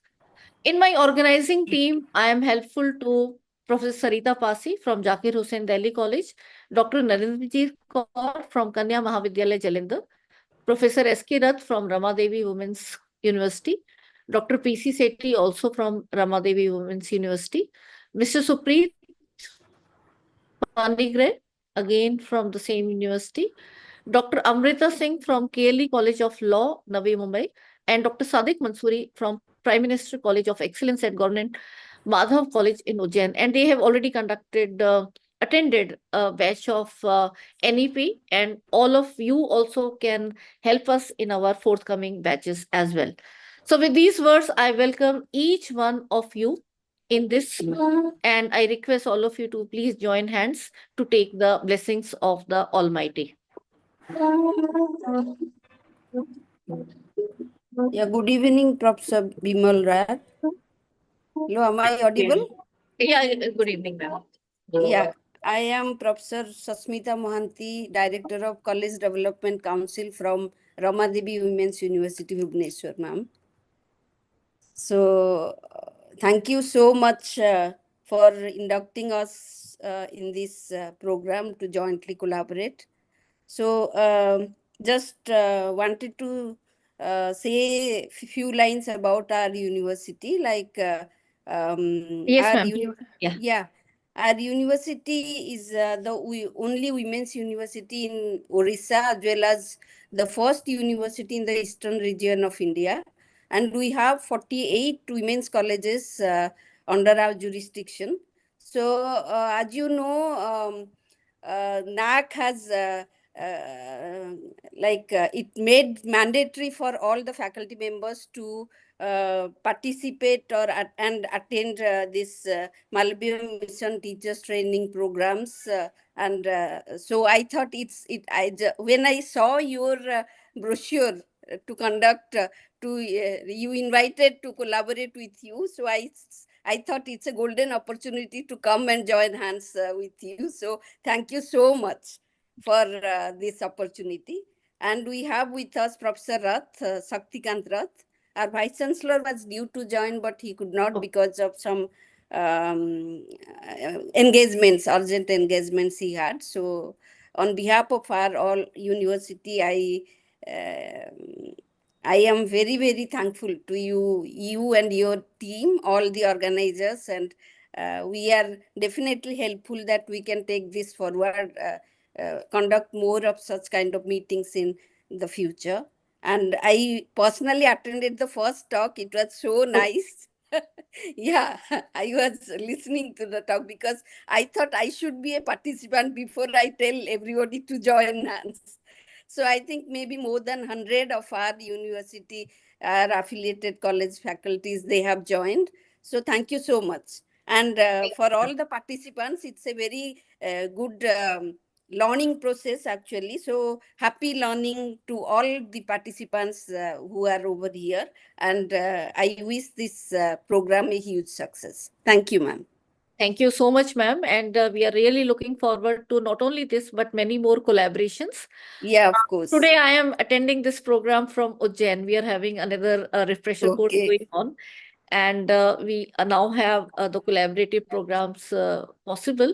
So we'll be really looking forward to conduct in your university. And let me inform you that I was in the, rather I am in the governing body of Sela Paula Women's College in Cuttack. So, Okay. Soil so of that's where Women's actually in, College, yeah, there we had the reach, and some of yeah. the, then we have already conducted a Yeah, batch with them. so I invite you to come to Yeah, definitely. Orissa, We will take Bhubaneswar, it. and Cuttack physically. So it will be a nice occasion to interact with you. Yeah, Yeah, of and we'll course. like to sign MOA with you so that we can Yeah, conduct more events with you in a yeah. collaboration. Thank you so Definitely, much. definitely, ma'am. Yeah. Good luck. Please convey my gratitude to your Vice Chancellor and Honorable Chancellor and all those Yeah, in the management. And my special welcome again to all of you and all the colleagues who have joined from your university and from other universities as well. So thank you, please. thank Let me take the proceedings further now. yeah. So very briefly, I will like to apprise because there are some new joinees who have not attended our programs. UGC-MMTTC has a state-of-art training facilities in order to prepare the teachers to take the challenges of the 21st century students and to prepare them not only in their professional requirement, but also into preparing them into good Indian citizens and good human beings. We started as a team with Professor Bakshi and many other academicians where we got EPG Pathshala project, and we instituted the Center for E-Learning with our own studio, technical team. And I'm happy to share that more than 89 courses we have developed with the 4-quadrant module, the structure being evolved by myself and Professor Bakshi. And this is the largest contribution from a single center. And we have prepared more than 50 MOOCs for SWAYAM platform, out of which 42 MOOCs for the PG level courses. When UGC in the first phase rolled out 63 PG level MOOCs, 42 MOOCs out of that were from our center across these 6 subjects. With that mammoth contribution from more than a decade now, we were identified as a center. Myself, I also conceptualized this teacher's e-kit as a 4-quadrant content. And since 2016, we have been conducting training programs across the country in face-to-face mode. But since 1st April 2020, when the corona phase came, we went online, and we could actually not imagine that how further reach into remote areas of our country we could do. And with that, I think we got more visibility and support from all the teachers who have joined. We conducted program for the skill enhancement courses all because that was a challenge for the teachers embracing NEP, that when we are introducing new skill courses, the teachers need to be trained. And I'm happy to share that with the leadership of Professor Yogesh Singh, Honorable Vice Chancellor of Delhi University, and the chairperson, Professor Payal Mago, we have conducted more than 45 FDPs just for skill enhancement courses for Delhi University. And overall, we have conducted now more than 500 programs, and with the proper FDPR, I'm not talking even counting the small workshops and the webinars and all, and more than 1 lakh teachers we have touched across our country. We also have National Resource Center of Chemistry, perhaps the only one where we have got it 3 times in a row from Ministry of Education in chemistry. And we have created here innovated modules, and from 2018, 19, 20, we have been co-learning with our teachers and guiding them in this chemistry front. And I'm happy to share that out of the 42 subjects through various National Resource Center, our chemistry program has the largest enrollment as well as the good quality content rated amongst the best by the ministry and other regulatory bodies. Because of this massive team and continuous work at the national level, the GAD-TLC was selected as one out of the 99 centers. 45 centers were selected and awarded Malviya Mission Center. So now we are known as UGC-MMTTC. And for all of your information, let me give you this very important change. The UGC HRDCs, there are 67 of them. They are also now renamed as Malviya Mission Teacher Training Center. And all the PMMT centers who have been selected, and as well as there are some more identified, the MMTTC centers are the only branding now. in which name the NEP trainings are being conducted, and for any career advancement scheme, the promotional requirements, this is required. And the vision of this new phase is to build competencies in the faculty for better teaching, learning, and research by exposing them to updating knowledge and skills and aligning teaching, learning, and research with the needs of the society and NEP 2020. So now we offer, there are around 116 centers, and we offer NEP programs. 2 batches every month we conduct. This is the 28th batch we are starting. We also conduct faculty induction program, both online, offline, as well as the hybrid mode. We also conduct FDP, refresher courses, and many other programs. This NEP sensitization and orientation program will be covering these 10 modules. We'll have 16 sessions spread across 8 days. So you'll see some modules having more number of sessions, some having less, according to the depth that our team has evolved. This is going to be conducted in live mode. No recordings will be provided, and you have to attend it online with your videos on, and we'll having the on 18, 20, 21. Saturday, Sunday will be off. Then we'll have 24, 25. 26 being Mahashivratri, we are making 5 to 8 p.m. The quizzes will be held on 2nd March from 10 a.m. to 11 p.m. The program completion parameters are 3 very important. There will be 2 online quizzes, but then the attendance and participation is very important and compulsory, where you have to attend the program with your videos on, and the feedback link will be provided to you in the chat of Zoom, not in the WhatsApp group. So please be vigilant, and randomly it will be shared by my team. All the sessions you have to fill the feedback form. The 2 quizzes will have this distribution. I will share the screenshot in your WhatsApp group so that you can start it. So overall, there will be 17 feedback forms that you have to fill. 2 each day session. So there'll be 16 feedbacks for 16 sessions, and you have to fill 3 takeaways. So please keep a paper and pen with you so that you can write the important information, which will also be helpful in your quiz as well as to give the feedback. And there will be 1 overall feedback form. The certificate of application will be provided only if all the assessment parameters, that is 2 quizzes and the attendance, is compulsory. And if it is not, then we will not be able to provide you certificate. The certificate template as per the UGC guidelines, it is this, and this is what will be provided to you. One disclaimer before I invite our esteemed resource person, Professor Vedprakash sir. I will like to give disclaimer from our center point of view that the copyright of the session is of respective speaker. So please do not record and publish it unless or until you take his or her prior permission. And one more disclaimer which goes to actually our resource person point of view is, if there is some information which is wrong by mistake or otherwise some sensitive thing, we are not to be responsible. It will be again the responsibility of the respective resource person only. So with these words, now I will... Ma'am, Vedprakash sir has joined.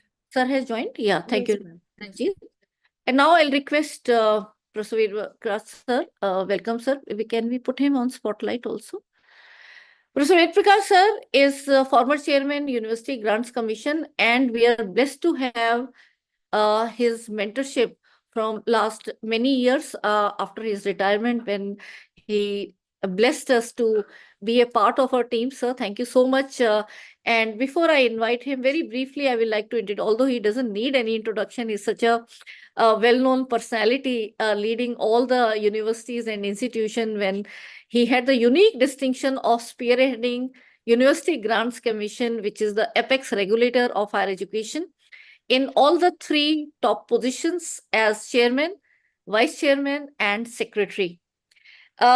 And under his stewardship, UGC had made significant strides in the areas of curricular reforms, internationalization, basic scientific research, skill education, gender and social equity in higher education, to name a few. The BVoc and MVoc courses were also introduced in his tenure. He has to his credit the transformation of NEPA into a full-fledged university, where he also served as its founder vice-chancellor. In his stellar career of around 50 years, he made seminal contribution as advisor education in Planning Commission of India, chairman National Council for Teacher Education, and professor and head DEME-NCERT, heading the National Talent Search Examination and also training teachers into making good quality higher order thinking skill questions. Also Joint Director Staff Selection Commission, to name a few. A US Fulbright scholar, Professor Ved Prakash sir, has been a visiting faculty at University of Windsor, Canada, a guest faculty at HIID, Harvard University, and consultant to the World Bank. He has the distinction of being an interlocutor under the prestigious US International Visitor Leadership Program, and has the honor of serving as a member of jury for a notable UNESCO APID Venue Award for Educational Innovation for 10 long years. He represented India in numerous bilateral and multilateral forums in more than 30 foreign countries, and he has published extensively on a wide spectrum of areas concerning school education, higher education, education planning and and administration. And no doubt he has been conferred with many coveted awards and honors for his contributions in the field of education. And we also truly blessed that we have got this reward of listening to his words of wisdom. And we always are looking forward to his enlightening sessions. They're highly informative, not only at the national perspective, he will give you figures at the global level as well. So welcome, sir, once again, and over to you, please. Good evening, Okay, sir, thank you and very much, welcome, sir. Professor Vimal, and good evening to all the participants of this faculty development program. What I propose to do, I will be reflecting on the global trends in higher education, which will provide you important insights and very significant takeaways. It would let you know how the leading countries of the world are giving futuristic orientation to their higher education system, and how are they, how have they been, making the most under the present circumstances. This will also give you an idea of why only some countries of the world are the leaders insofar as education in general and higher education in particular are concerned. History tells us that education is an ever-evolving subject. It is continually evolving and extending its reach since the dawn of human history. And which is why education, being a lifelong endeavor, it must be a continuous process of self-discovery. We cannot progress without increasing the number of educated and skilled people. We cannot progress without expanding the frontiers of knowledge through research and innovation. We cannot progress without engaging with the society. These are the three vital functions of the university or college or any institution of higher learning for that matter. On the one hand, they have the responsibility of preparing the workforce for tomorrow's world, which means educated and skilled workers. On the other hand, they also have to create new knowledge because they have to add to the existing body of knowledge on continual basis. And third, that they also have to engage with the society so that the society remains on the correct path and they take the society to the next stage of development. In the present time, education is no longer a personal call actually, or a privilege. It has become a social demand worldwide. And our leaders of freedom movement era, they were fully aware of the significance of education, and which is why you would find that education, equality, and social justice were the main subjects of discourse during our freedom struggle. But these subjects, after independence, seem to have not attracted desirable attention. I mean, I'm very carefully choosing the word. I'm not saying that we did not focus on them at all, but they have not received the desirable attention. And as a result of which, we continue to live in a highly stratified society where the chances of individuals' mobility are narrow and restricted. And this is not a good situation, I mean, neither from the economic perspective nor from the political perspective.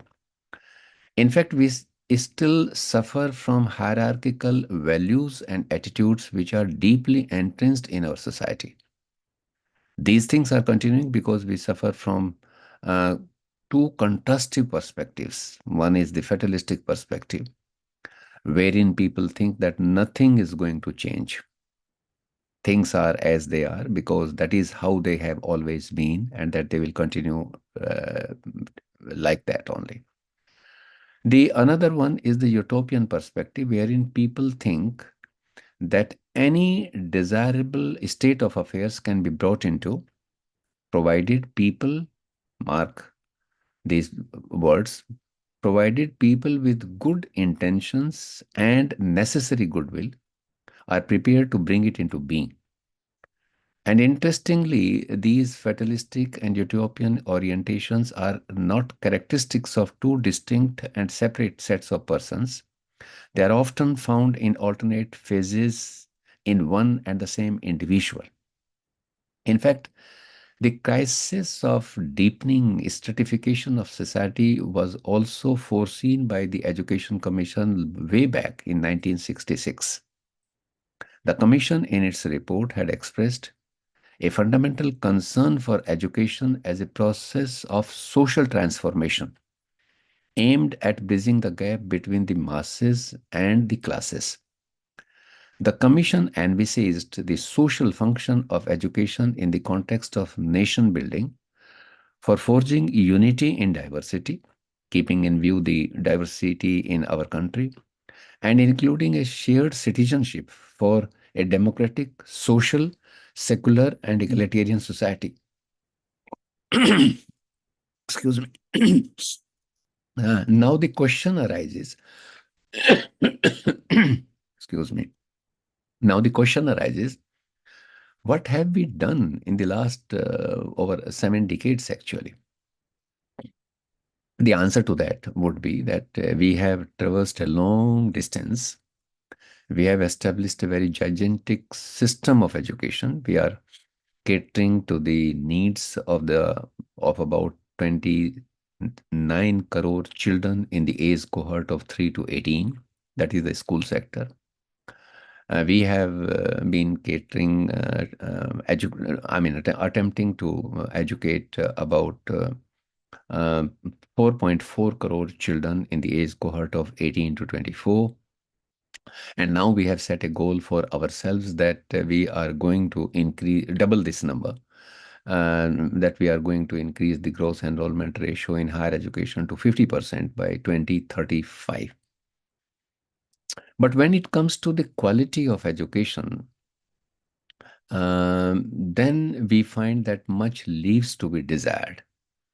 Globally, it is acknowledged that the process of education should be such that it not only frees us from the shackles of ignorance, but also all kinds of prejudices and unfounded beliefs. And which is why it is said that education must be a continuous process of self-discovery. Universities and colleges, as I said, are expected to do it. And in fact, it is said that civilization depends upon what happens in our universities and colleges. And which is why, I mean, the leading countries of the world, they have accorded top priority to education, both at school level and college level. And it has not been done only by the governments, actually. The society has also played a very significant role all over the world. I mean, even in our own country, if we find if you look into the earlier set of institutions, those institutions were the creations of the society. In 1781, actually, Dr. Raja Ram Mohan Roy and some other members of creditable reputation had met the then Governor General, what was his name? Warren Hastings. Warren Hastings was the Governor General in Calcutta at that time. And Raja Ram Mohan Roy and many more, actually, they approached him and with a resolution that we should have a policy for education and that we must set up institutions of higher learning in this country. But nothing had happened. It was the efforts of Raja Ram Mohan Roy and his fellow colleagues that they on their own set up the first college in the country in 1817, I think. 1817. That was the Hindu college, which subsequently became Presidency College, and now it is a Presidency University. Then later on, I mean, people in different parts of the country followed that model, and they also set up some colleges. So prior to independence, I mean, not independence, by 1857, when we set up 3 universities in the port cities of Calcutta, Bombay, and Madras, we had about 50 colleges in the country. The point that I am trying to make is that society has a greater responsibility, and they have played a very significant role in the creation of the institutions of higher learning all over the world.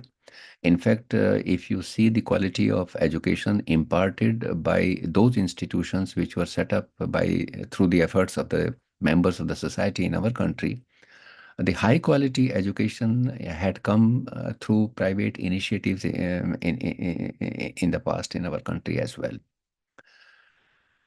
Initially, I mean, though the number was small, but the focus on quality was there. But later on, what happened that because of the quantification of the number of institutions, the quality got relegated to the background. That is what has happened in our country.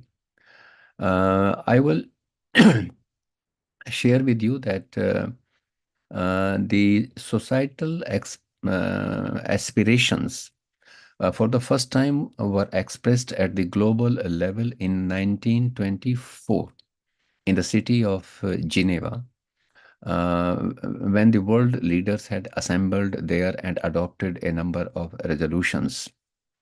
One of the resolutions which was adopted in terms of educational endeavor was that the children must be provided the tools for their natural development, and those who are backward must be supported by individual, nation, state, and that the children must be placed in a position where from they can make a decent living and can contribute to the creation of a civil society.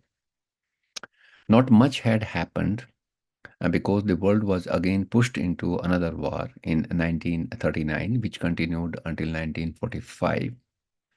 And this time in 1948, after 3 years of the war, the world leaders again assembled, this time in the city of Paris, and came up with the Universal Declaration of Human Rights, which was also adopted by the UN in 1948. It was a historic moment when, keeping in mind the societal aspirations, all the countries agreed on the freedom and equality, protecting the rights of every individual everywhere. I would like to request you actually to read that declaration. It will give you very good insight. I would like to draw your kind attention to part 1 of Article 26. It has got 3 parts. Part 1 relates to education, and part 2 relates to value education and values, and part 3 relates to parental guidance. But because of the constraint of time, I will focus only on part 1, which has got 5 assertions. I will like to quote them. 1, everyone has the right to education. Education shall be free, at least in the elementary and fundamental stages. Elementary education shall be made compulsory. Technical and professional education shall be made generally available. And higher education shall be equally accessible to all on the basis of merit. Unquote. Now, if we carry out a dispassionate analysis of the education system of the leading countries of the world, we find that there is a common pattern amongst them. I mean, all those countries seem to have evolved their education system around those 5 assertions of Article 26 of the Universal Declaration of Human Rights. All of them have universalized school education. All of them have created outstanding system of technical and professional education. And when it comes to higher education, they have ensured that merit takes the precedence over everything else. But if we carry out the analysis of our own system, we find that we have been still struggling with the universalization of elementary education in our country, let alone, 12-year school education. Every class happens to be a terminal class. Children are leaving out after grade 1, after grade 2. We have not been able to ensure cent% transition of children from one grade to another grade insofar as school education is concerned. I'm not talking about higher education, because we do not talk about the universalization of higher education anywhere in the world, and that is not necessary also. But universalization of school education is of paramount significance, without which we cannot become a vibrant country, a strong country actually. We have not been able to provide technical and professional education to the eligible population. And our higher education hardly comes into the reckoning at the global level. We have some very outstanding institutions, but that number is very, very small. UNESCO, in fact, has been championing the right to education at all levels, including higher education. UNESCO believes that tuition-free public higher education is an important step in this direction. And there are numerous reports at the international level which reveals that removal of tuition fees in higher education not only increases the social demand, but it also increases the levels of educational attainments. I think we need to understand this important concept actually. Many people do not appreciate it, but this is the reality. If you make higher education accessible at an affordable cost, I'm not saying, completely tuition free, but if you make it available at an affordable cost, then it will not only increase the social demand, it will also increase the levels of educational attainments. And this is how you can have better educated and skilled workforce in the country. UNESCO had carried out a survey of about 146 member states, and they found out that there are about 41 countries which have already mandated free higher education by law. And all of them are not rich countries, actually.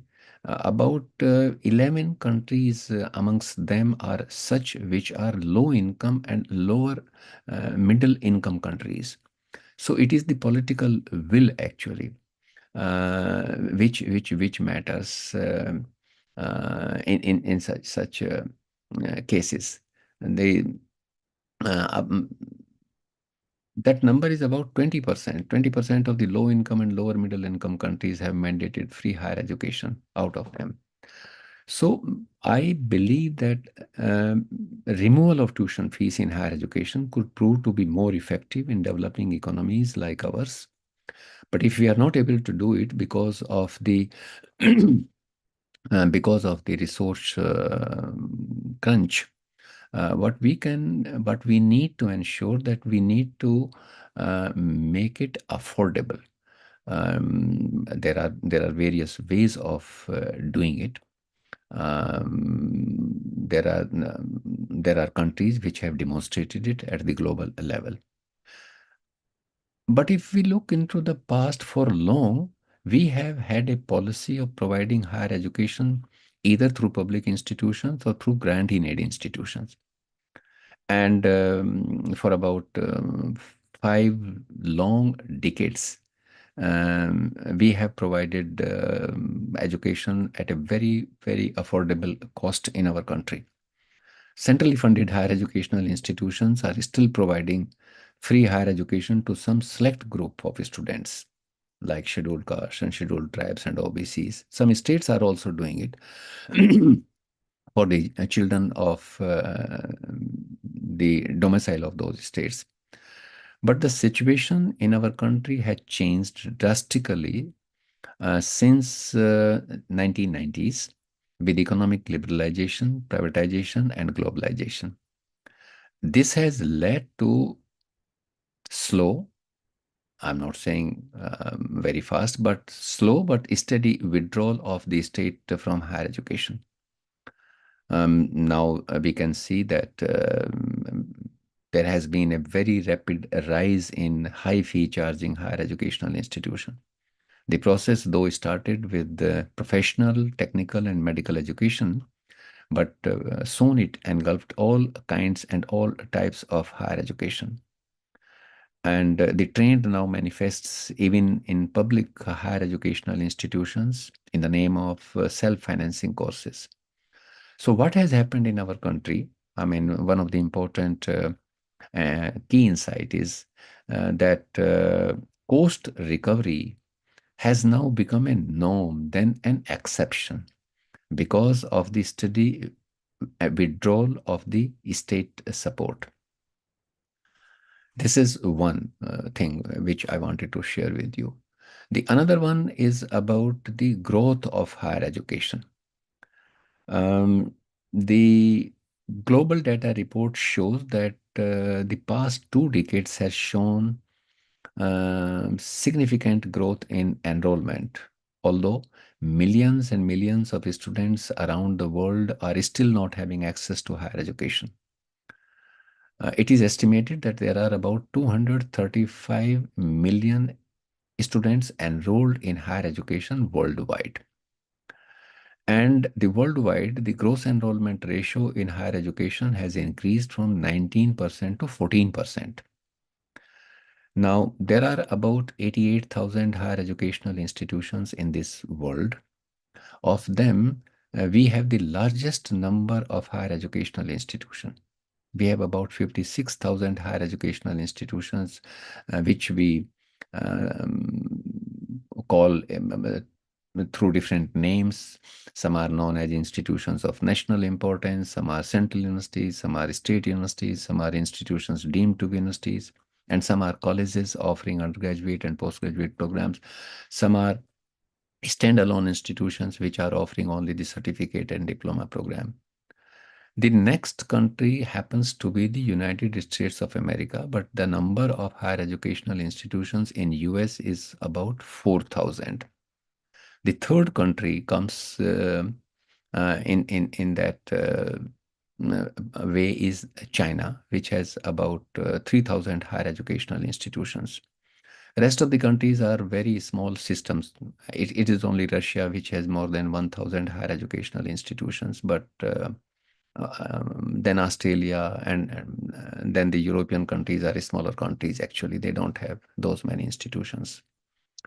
But when we look at the gross enrollment ratio in higher education, we find that we are way below than the world average. The world average, as I told you, is 40%. We are still at 28%. So we are 12 percentage point lower than the global average insofar as gross enrollment ratio in higher education is concerned. Whereas there are countries in the world wherein the gross enrollment ratio in higher education is as high as 85%. OECD countries have 70%. I mean, UK has recently, I mean, China has made tremendous progress. China has 59% gross enrollment ratio in higher education. Soon they are going to cross 60% gross enrollment ratio in higher education. And therefore, the challenge before us is to increase the number of enrollment in higher education in our country. This is one challenge before us. How are we going to do it? It can be done if we use a multi-pronged strategy, which means that on the one hand, we need to maximize the residual capacity of existing institutions. We have some institutions which are very small in size. Their intake capacity is abysmally low. I mean, you will find colleges with only 500 students, 400 students. You will find universities with only 700 students. So we can maximize the residual capacity of the existing institutions by way of increasing their intake capacity, for which the government will have to provide greater resources to them if they are not able to do it. And the second is that we will have to increase the transition rates from the +2 stage to the post-secondary stage. The third thing that we will have to do is that we'll have to identify the places wherein the institutional density per 100,000 population is lesser than the state average. For instance, even in the state of West Bengal, we have certain pockets wherein the institutional density per 100,000 population is as low as 6 or 7. But we also have certain pockets in our country where the institutional density per 100,000 population is as high as 53 and 54. And this has happened because of the haphazard growth of higher education in our country, which has happened because of our arbitrary decisions and political considerations.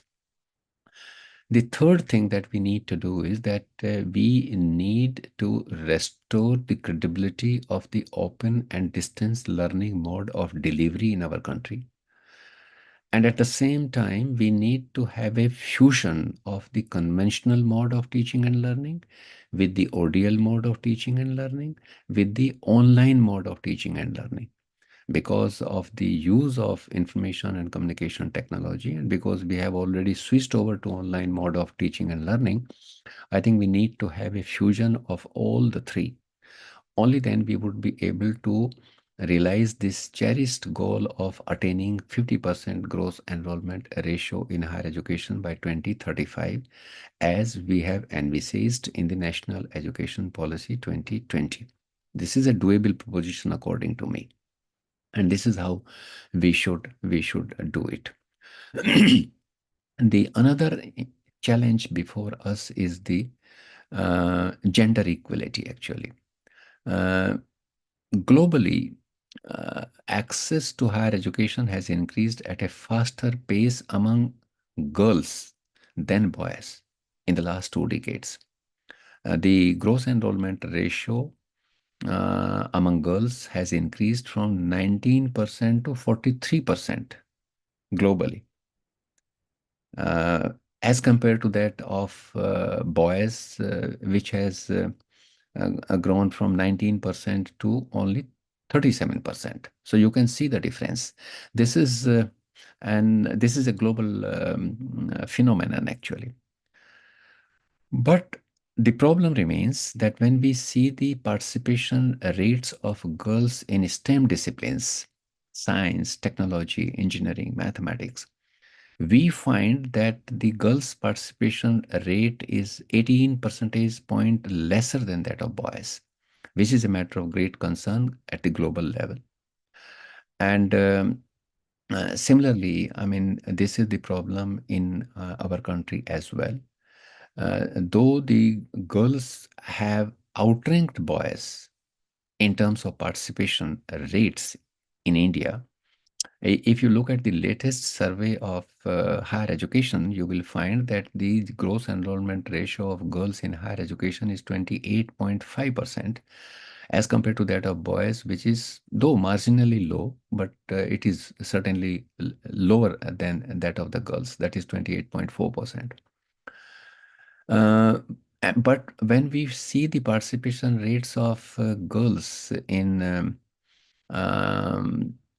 certain states, it gives us a very different picture. For instance, there are pockets, there are states in our country wherein the participation rates of girls in higher education is as low as 13, as low as 7. This is one concern for us, which requires appropriate interventions at different levels. The another concern, major concern about the gender equality is in terms of their participation rates in STEM disciplines and in premier institutions. If you see the participation rates of girls in IITs and IIMs and ISERs and in other leading universities, you will find that they are far below than the boys. And therefore, this requires two-pronged strategy actually. One, the interventions are required at the level of the school education. I find here in the United States that the professors are organizing special orientation programs for the school children. And through those orientation programs, I mean, they are motivating the girls towards the basic sciences. In our country, universities are not doing any such programs actually. They are working in isolation, unfortunately. They think they have no responsibility towards school education. And therefore, we need to learn some lessons from these leading countries. How are they addressing different kinds of challenges in education which they are facing? And therefore, the message for us is that our universities should also help the children at the lower level. They should organize programs through which they can motivate, that can encourage the girls to come in a larger number in the exact sciences, in mathematics. That is one thing. The second thing is that we also need to increase the transition rates from the secondary sector to the post-secondary sector. Only then we would be able to overcome this problem of the gender gaps. And these gender gaps are more pronounced in rural areas actually, because we have large number of institutions located in rural areas. These are persistent challenges of access and equity that need to be addressed to achieve the parity. The another important point that I would like to highlight is about the inequalities in groups with disabilities. We all know that education of children with disability is hindered by multiple factors. It could be because of physical accessibility. It could be because of the limitations in teacher training and learning material, because of financial restrictions. It may be because of prejudices and discrimination that we see. The World Health Organization data reveals that there are about 1.3 billion people in the world having some form of disability. When we see the participation rates of the children with physical disability in higher education, we find that it is half as low as those without disabilities. So if the world average is 40%, we find that the children with physical disabilities, their gross enrollment ratio in higher education is only 20%. But I was looking into the data of some leading countries. How have they overcome this challenge? I found that the children with physical disabilities holding bachelor's degree in United States of America is as high as 25%. In UK, it is 22%. But when we look into our own data, we find that only 6% boys with physical disabilities and 3% girls with physical disabilities are the bachelor's degree holders in our country. And therefore, the challenge before us is to mainstream them, is to increase their participation rates.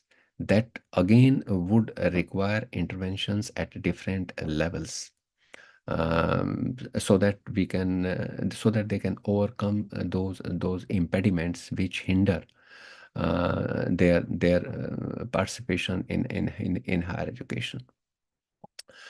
The another important aspect is about the closing of the skilling gaps. Now, we have been talking about the fourth industrial revolution for quite some time. This revolution, impelled by the rapid advances in artificial intelligence, automation, robotics, and other emerging technologies, it has created huge skill gaps across all industries.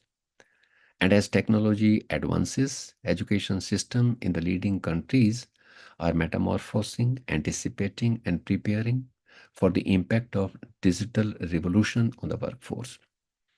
I have seen US universities coming up with shorter programs which are focusing on those skills which are needed by the modern world actually. They are not having a 4-year bachelor degree program or 2-year master's degree program in those areas. They are having short-term programs which could be of 1-year duration or 2-year duration or 6-month duration. So they have started metamorphosing after anticipating the recent trends. And for this reason, actually, they have reimagined their curricular provisions and degree programs to meet the needs of the modern learners. So this has brought competency-based education into focus. Now, I think this is the challenge before us as well. They are coming up with some programs which they call that these are the programs meant for the non-traditional students. Who are the non-traditional students? We have not started thinking about such students thus far in our country actually. We need to do that as well. These are the people who have already entered into the world of work, but because of the technological revolution, now they find themselves inadequate. They are not able to ensure their relevance in the profession in which they have entered, and therefore they wish to come back to the campus to reskilling themselves and to upskilling themselves. To them, they call non-traditional students. So the leading universities of the world are coming up with tailor-made programs for these non-traditional students. This is also an important takeaway for us actually. Skilling has not been a success story in our country despite its relevance and greater demand. And though we have now a full-fledged Ministry of Skill Development and Entrepreneurship, but I mean, much leaves to be desired because of various reasons. I will be talking about it in another session. NEP now, though, has given us a hope because the policy has recommended that by it has said that by 2025, I mean by this year, at least 50% students both in school and higher education would be given the exposure to the skilling programs. The another important aspect to which I would like to draw your kind attention is about the global trends in interdisciplinary teaching and learning. Interdisciplinary approach of teaching and learning has gained momentum in the Western world long time ago because this approach offers significant benefits besides preparing students for complex real world problem. Though there are challenges in its implementation, it is considered a worthwhile endeavor. We have not switched over to interdisciplinary teaching and learning thus far in our country. And therefore, one takeaway from this is that our university should also switch over to thematic approach of teaching and learning, to project-based teaching and learning, to team teaching, to resort to team teaching. Because everyone knows now that the new knowledge in the present times lies at the intersections of different disciplines, and which is why these universities have switched over to interdisciplinary teaching and learning long time ago. Unfortunately, what still happens in our country, which was happening 50 years ago or 40 years ago, when we were taught photosynthesis, we were taught photosynthesis only as a biological process, not as a chemical process, or not as a technology, or not as an agriculture, not as a physical process. Similarly, when we were taught periodic table, we were taught periodic table as a chart. I mean, our teachers never related it with the life sciences. But the time has come now when we need to switch over to interdisciplinary teaching and learning. The another thing is about the role of technology in higher education. Though we have made some efforts since 2003, when the IIT consortium, along with the Indian Institute of Science, Bangalore, had come up with a program known as NPTEL program. Then we came up with NMEICT program, and University Grants Commission took upon itself the responsibility of developing the e-courseware in 29 undergraduate and 79, I think, postgraduate. But we have not been able to do a very good job. Let us be very honest about it.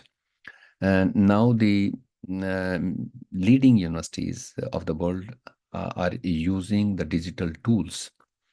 They are talking about the mobile learning and digital content platform, e-learning, virtual reality and augmented reality. And therefore, we should understand that, and more so because some of our universities have started offering online programs on 100% basis. But we need to understand three things.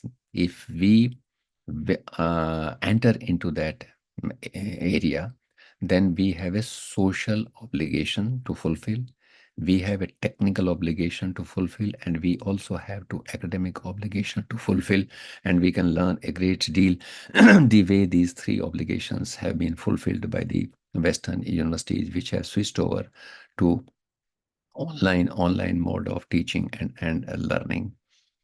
The another thing that I would like to talk about is the diversification of campuses in terms of student population. We have said in the national policy we have said that each institution will have a separate office for the international students. The idea is to attract more number of international students because currently, excuse me, currently we are hosting hardly 47,000 international students. And these are the students who come from only from the neighboring countries. Whereas, United States of America continues to be the most sought after destination. US is hosting about 1 million international students. Canada is hosting very large number of students. China is hosting now 500,000 international students. And therefore, if we are to host more number of international students, which will give us enormous amount of benefits, we need to come up with a proactive policy, and we need to learn from these countries which have emerged as the most sought after destination.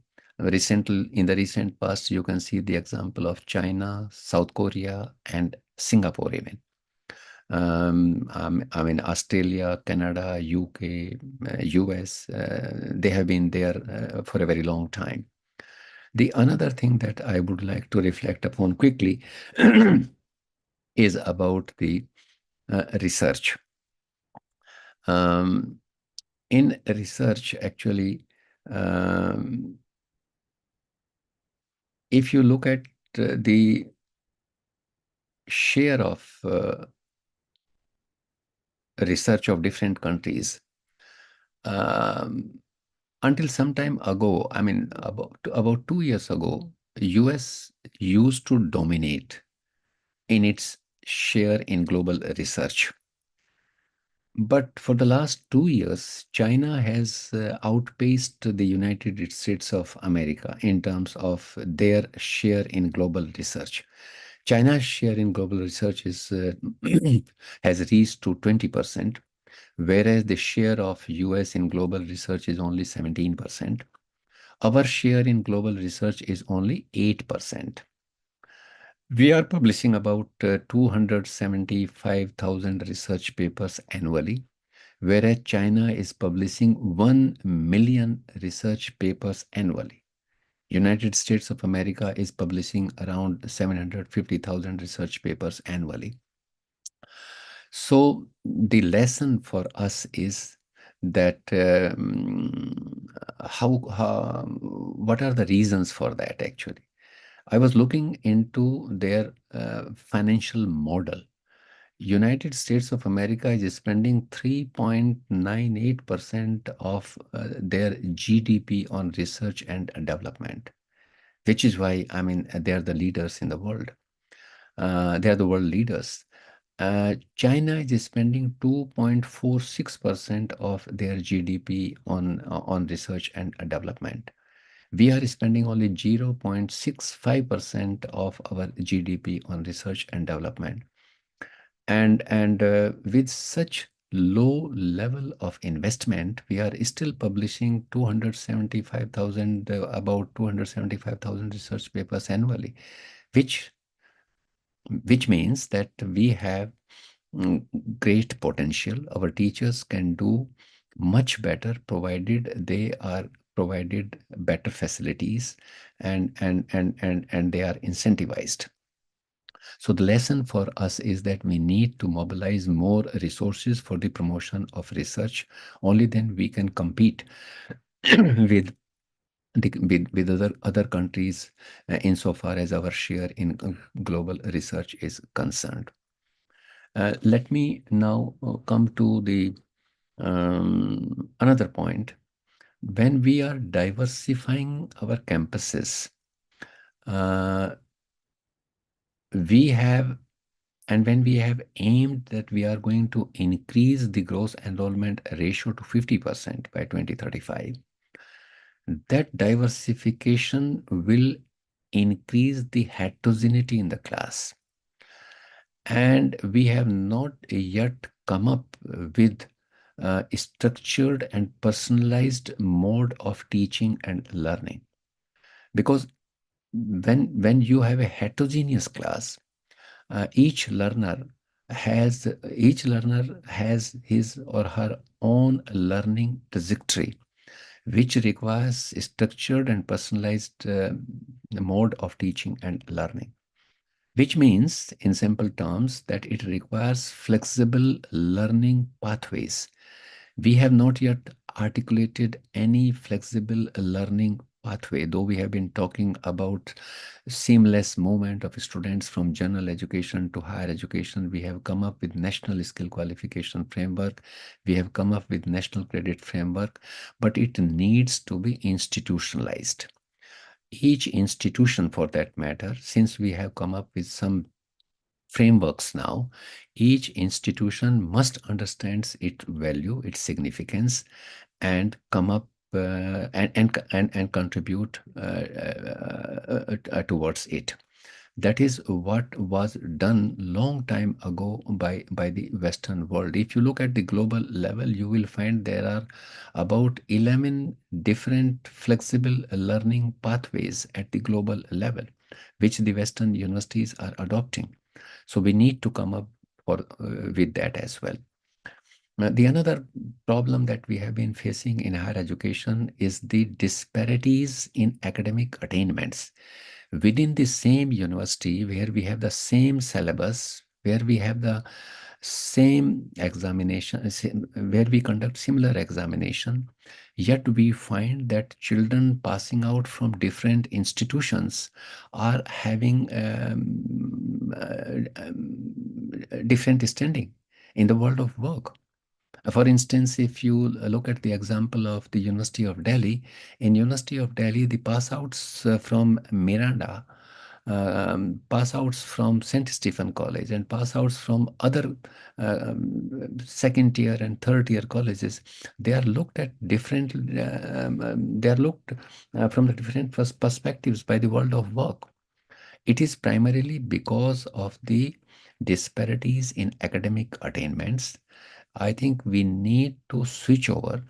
It can be narrowed down to a large extent, provided we switch over to subject-specific benchmarking of learning outcome. That is a very simple tool which we need to use for the purposes of overcoming the disparities that exist within the institution and across the institutions in our country. The another, I think my time is almost up. The last point that I would like to highlight is about the financing of higher education in our country. Financing of education in general, actually. We have been talking about it for a very long time. For the first time, Kothari Commission came up with a figure.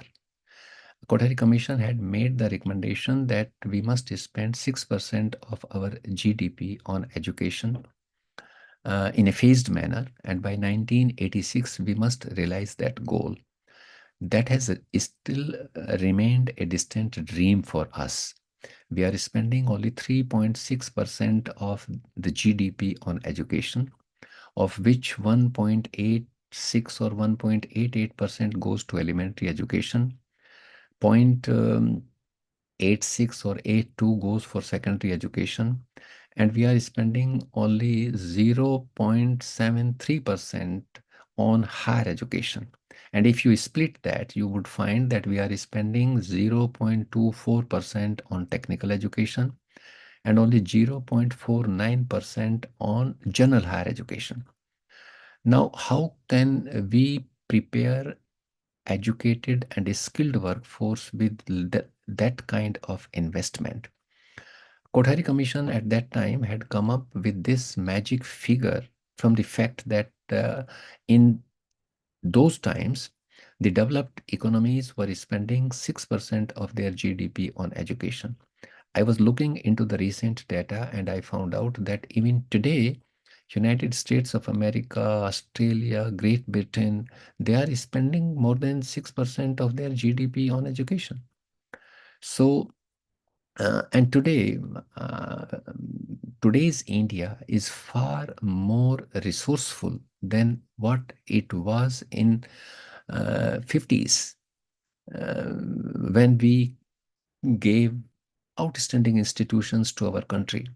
Though we were spending only 0.68% of the GDP on education at that point in time, we were a very poor country at that time, but we are today far more resourceful, and therefore this point should also be taken into consideration by the bureaucracy and the political executives, that we cannot overcome the challenges that we are facing in education in general and higher education in particular, unless we mobilize more resources for the promotion, for the qualitative improvement of education.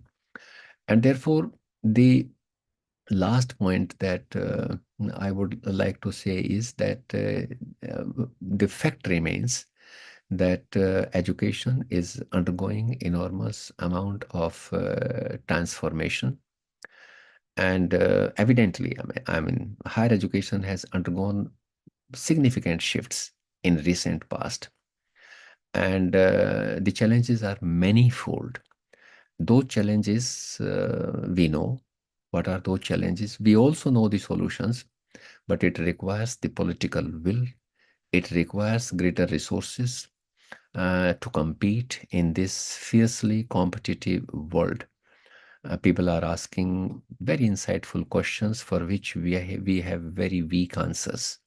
People are looking for answers how higher education is going to respond to skill requirements, how higher education is going to respond to the employment opportunities, how higher education is going to respond to the automation, globalization, and emerging technologies.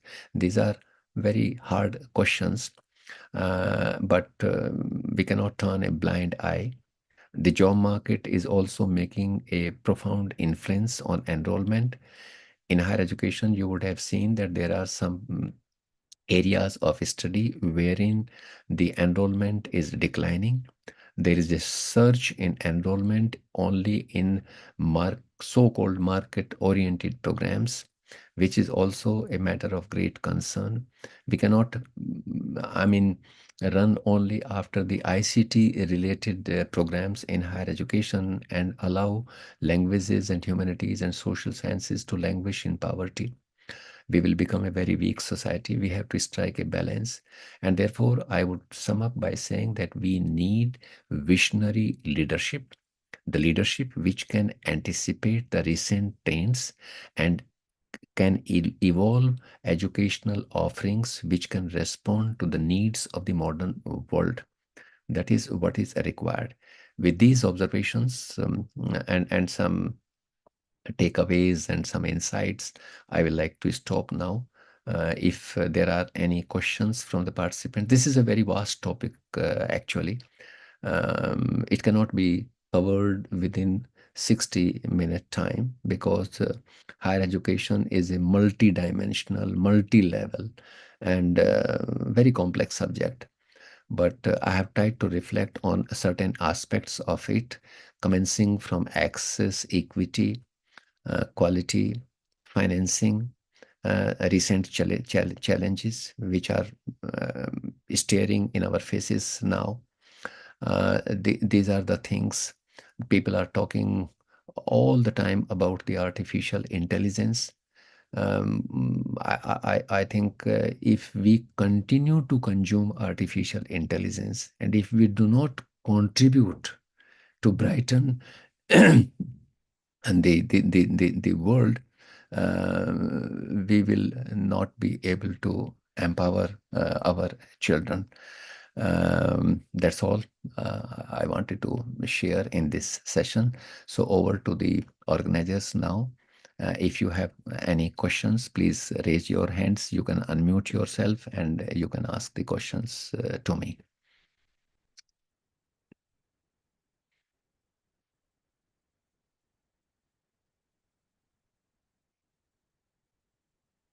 I do not know who is coordinating from the center side.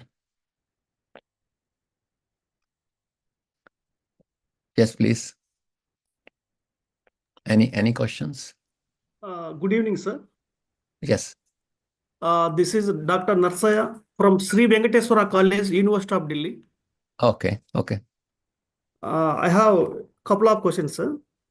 The Couple of first one questions. is, Okay. the first one is how to Hmm. build world-class institutions in India, sir. How to build world-class institutions in India. Let me tell you one thing. There is nothing like world class. This is the nomenclature which we have coined this term actually. Can I respond now? Yes, sir. Sir, good evening, sir. Here I'm No, there. no, he has asked a very good question. Sarita ji, let me. Yes, sir. Thank you. Good evening. He's your colleague from Venkateshwara Venkateshwar College. College, Yeah, yes, sir. University of Delhi. There's nothing like world class. We have coined this term in the recent past actually. No institution, nobody knows what does it mean actually, being a world-class institution. In an educational situation, you cannot find a single institution in the world wherein every department is an outstanding department. Okay. So now people are looking for excellence. People are looking for quality. Okay. You can call yourself as a world-class institution provided you are preparing children for tomorrow's world. This is one thing, but this is very abstract.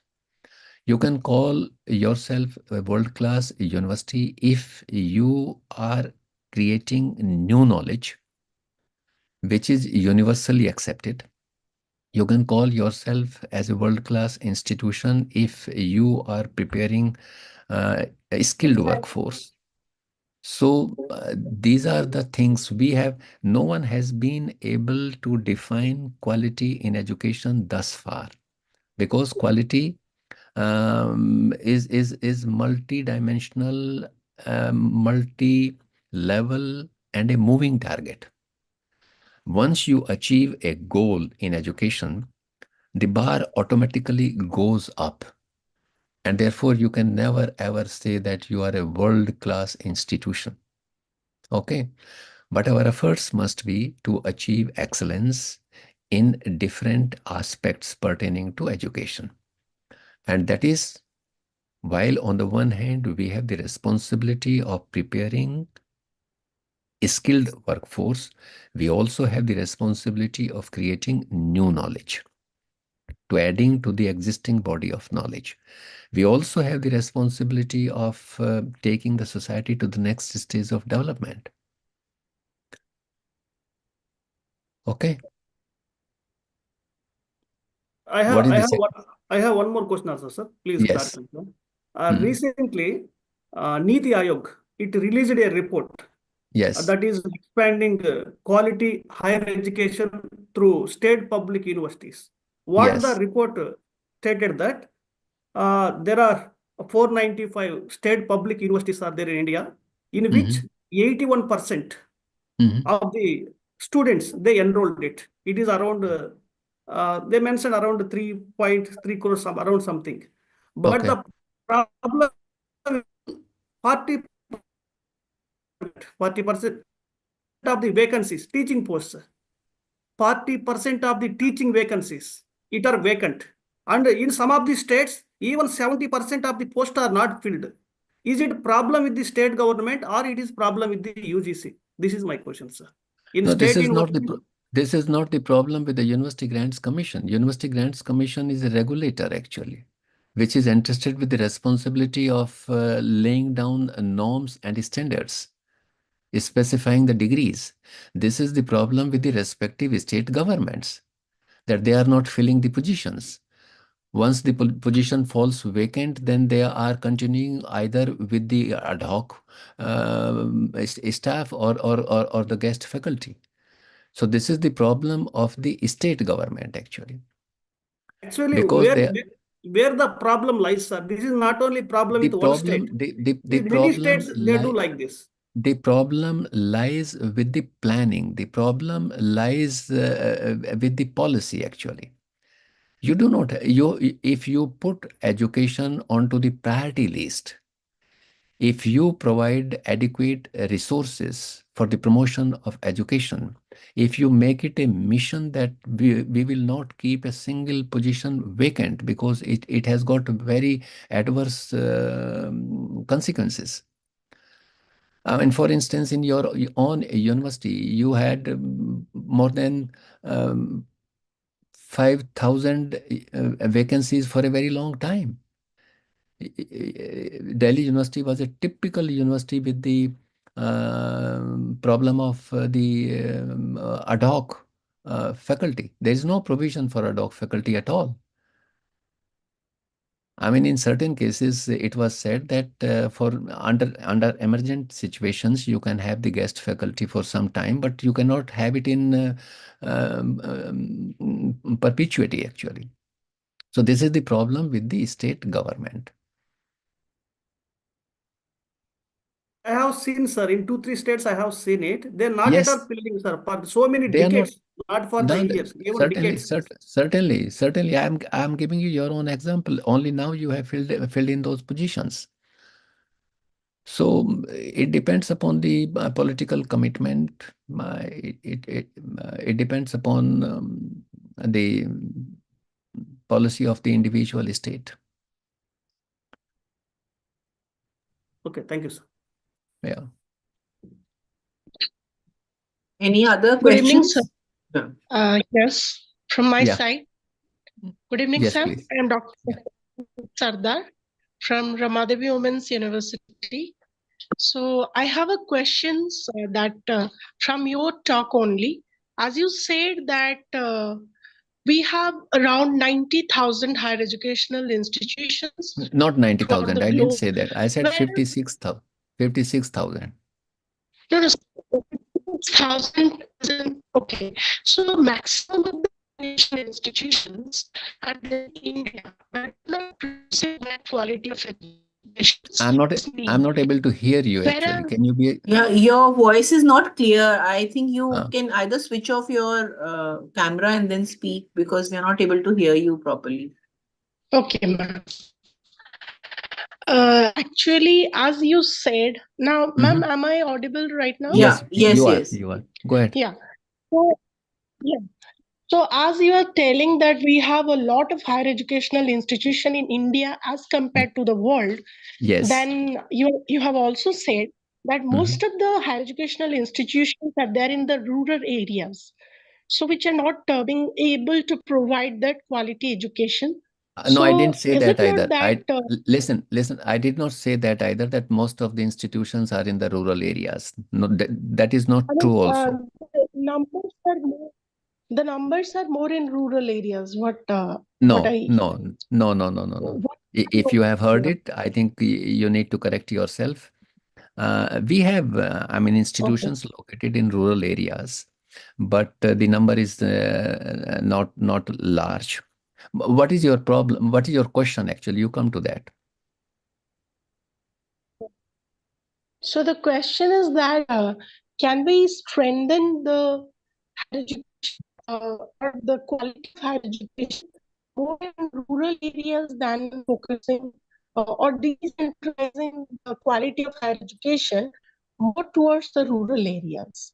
See, Where, we need to understand one thing, Prasadar, that you cannot universalize higher education like school education.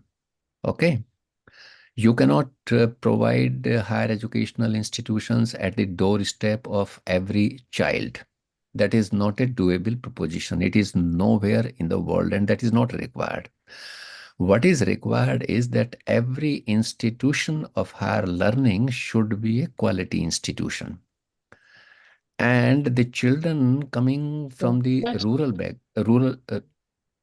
and the children coming from the countryside, we should have such a proactive policy that those who are financially weak, they should be supported in a variety of ways. Okay, you can subsidize their tuition fees. You can subsidize their accommodation, their food in the hostel. Those kind you can provide them some kind of kind of scholarship. I mean, you have to come up with policies through which we can meet out their post-admission needs. That is the point that I would like to make. Okay. Otherwise, to every institution must be an institution. Every institution of higher learning should be a quality institution. Otherwise, we are not fair with the children by way of providing them substandard education. But that is not happening. There are multiple reasons for that. We have an acute shortage of faculty. We do not have adequate infrastructure which is required. What do you require? You require teachers, you require physical infrastructure, you require outstanding facilities, and they all require resources actually. So because of the paucity of resources, as I told you that we are still spending only what is 0.73% of the GDP? What is, how can you improve the quality? You analyze Yeah, that's true. you Sir, analyze yeah, go ahead.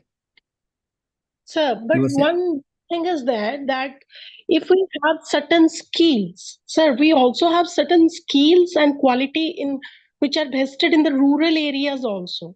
So that can also be utilized by, I mean, opening or by having some sort of higher educational institutions in the rural.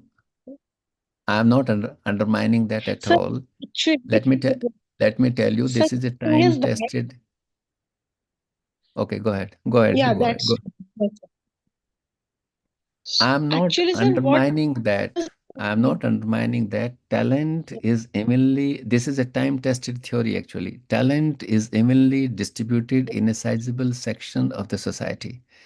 If 100,000 people are living in juggies, if 100,000 people are living in a particular pocket in a rural area, the talent is evenly distributed there as well. It is the responsibility of the nation state to identify that talent and to nurture that talent with a view to transforming that talent into the real asset. And that can be done only through quality education. And that education should be accessible to all. Okay? And which is why I drew your attention to the Universal Declaration of Human Rights. Read those five assertions of part 1. okay. Thank you. Okay. Thank you. Yeah. You want to say something else, Dr. Sardar? No, ma'am, thank you. It's I have asked my question and I got my answers too. So Thank you very much. Yeah. Anyone else? Are there any more questions?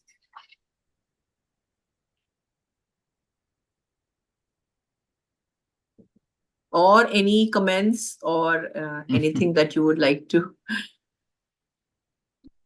point out?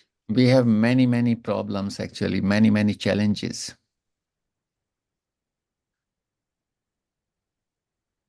So I think, sir, I think it was very nice that you could bring into foray so many facts and figures about the problems that we are facing, and to some extent what should be done, though I do not know how much, what all we can do. As teachers, I do not know. I think it is more of policy matters that should be done over here. So anyway, sir, thank you so much for telling us all about this, and at least bringing into knowledge so many facts and so many figures about all these things. So thank you so much, sir, and for sparing so much time, and that too at this hour. I think so. You're still in the US right now, and you got up so early to talk about all this to us and enlighten us about all these things.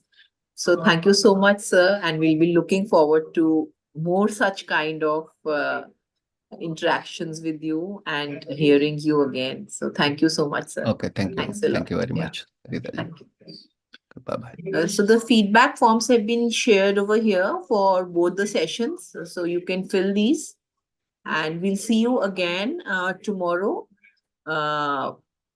at the same time, 5 o'clock over here. And the feedback forms will always be shared in the chat only, and not in the Zoom chat, and not in the WhatsApp. So please be attentive over here and fill the feedback forms. So with these words, I think you can enjoy your rest of the evening. Have a good dinner, and good night to all of you.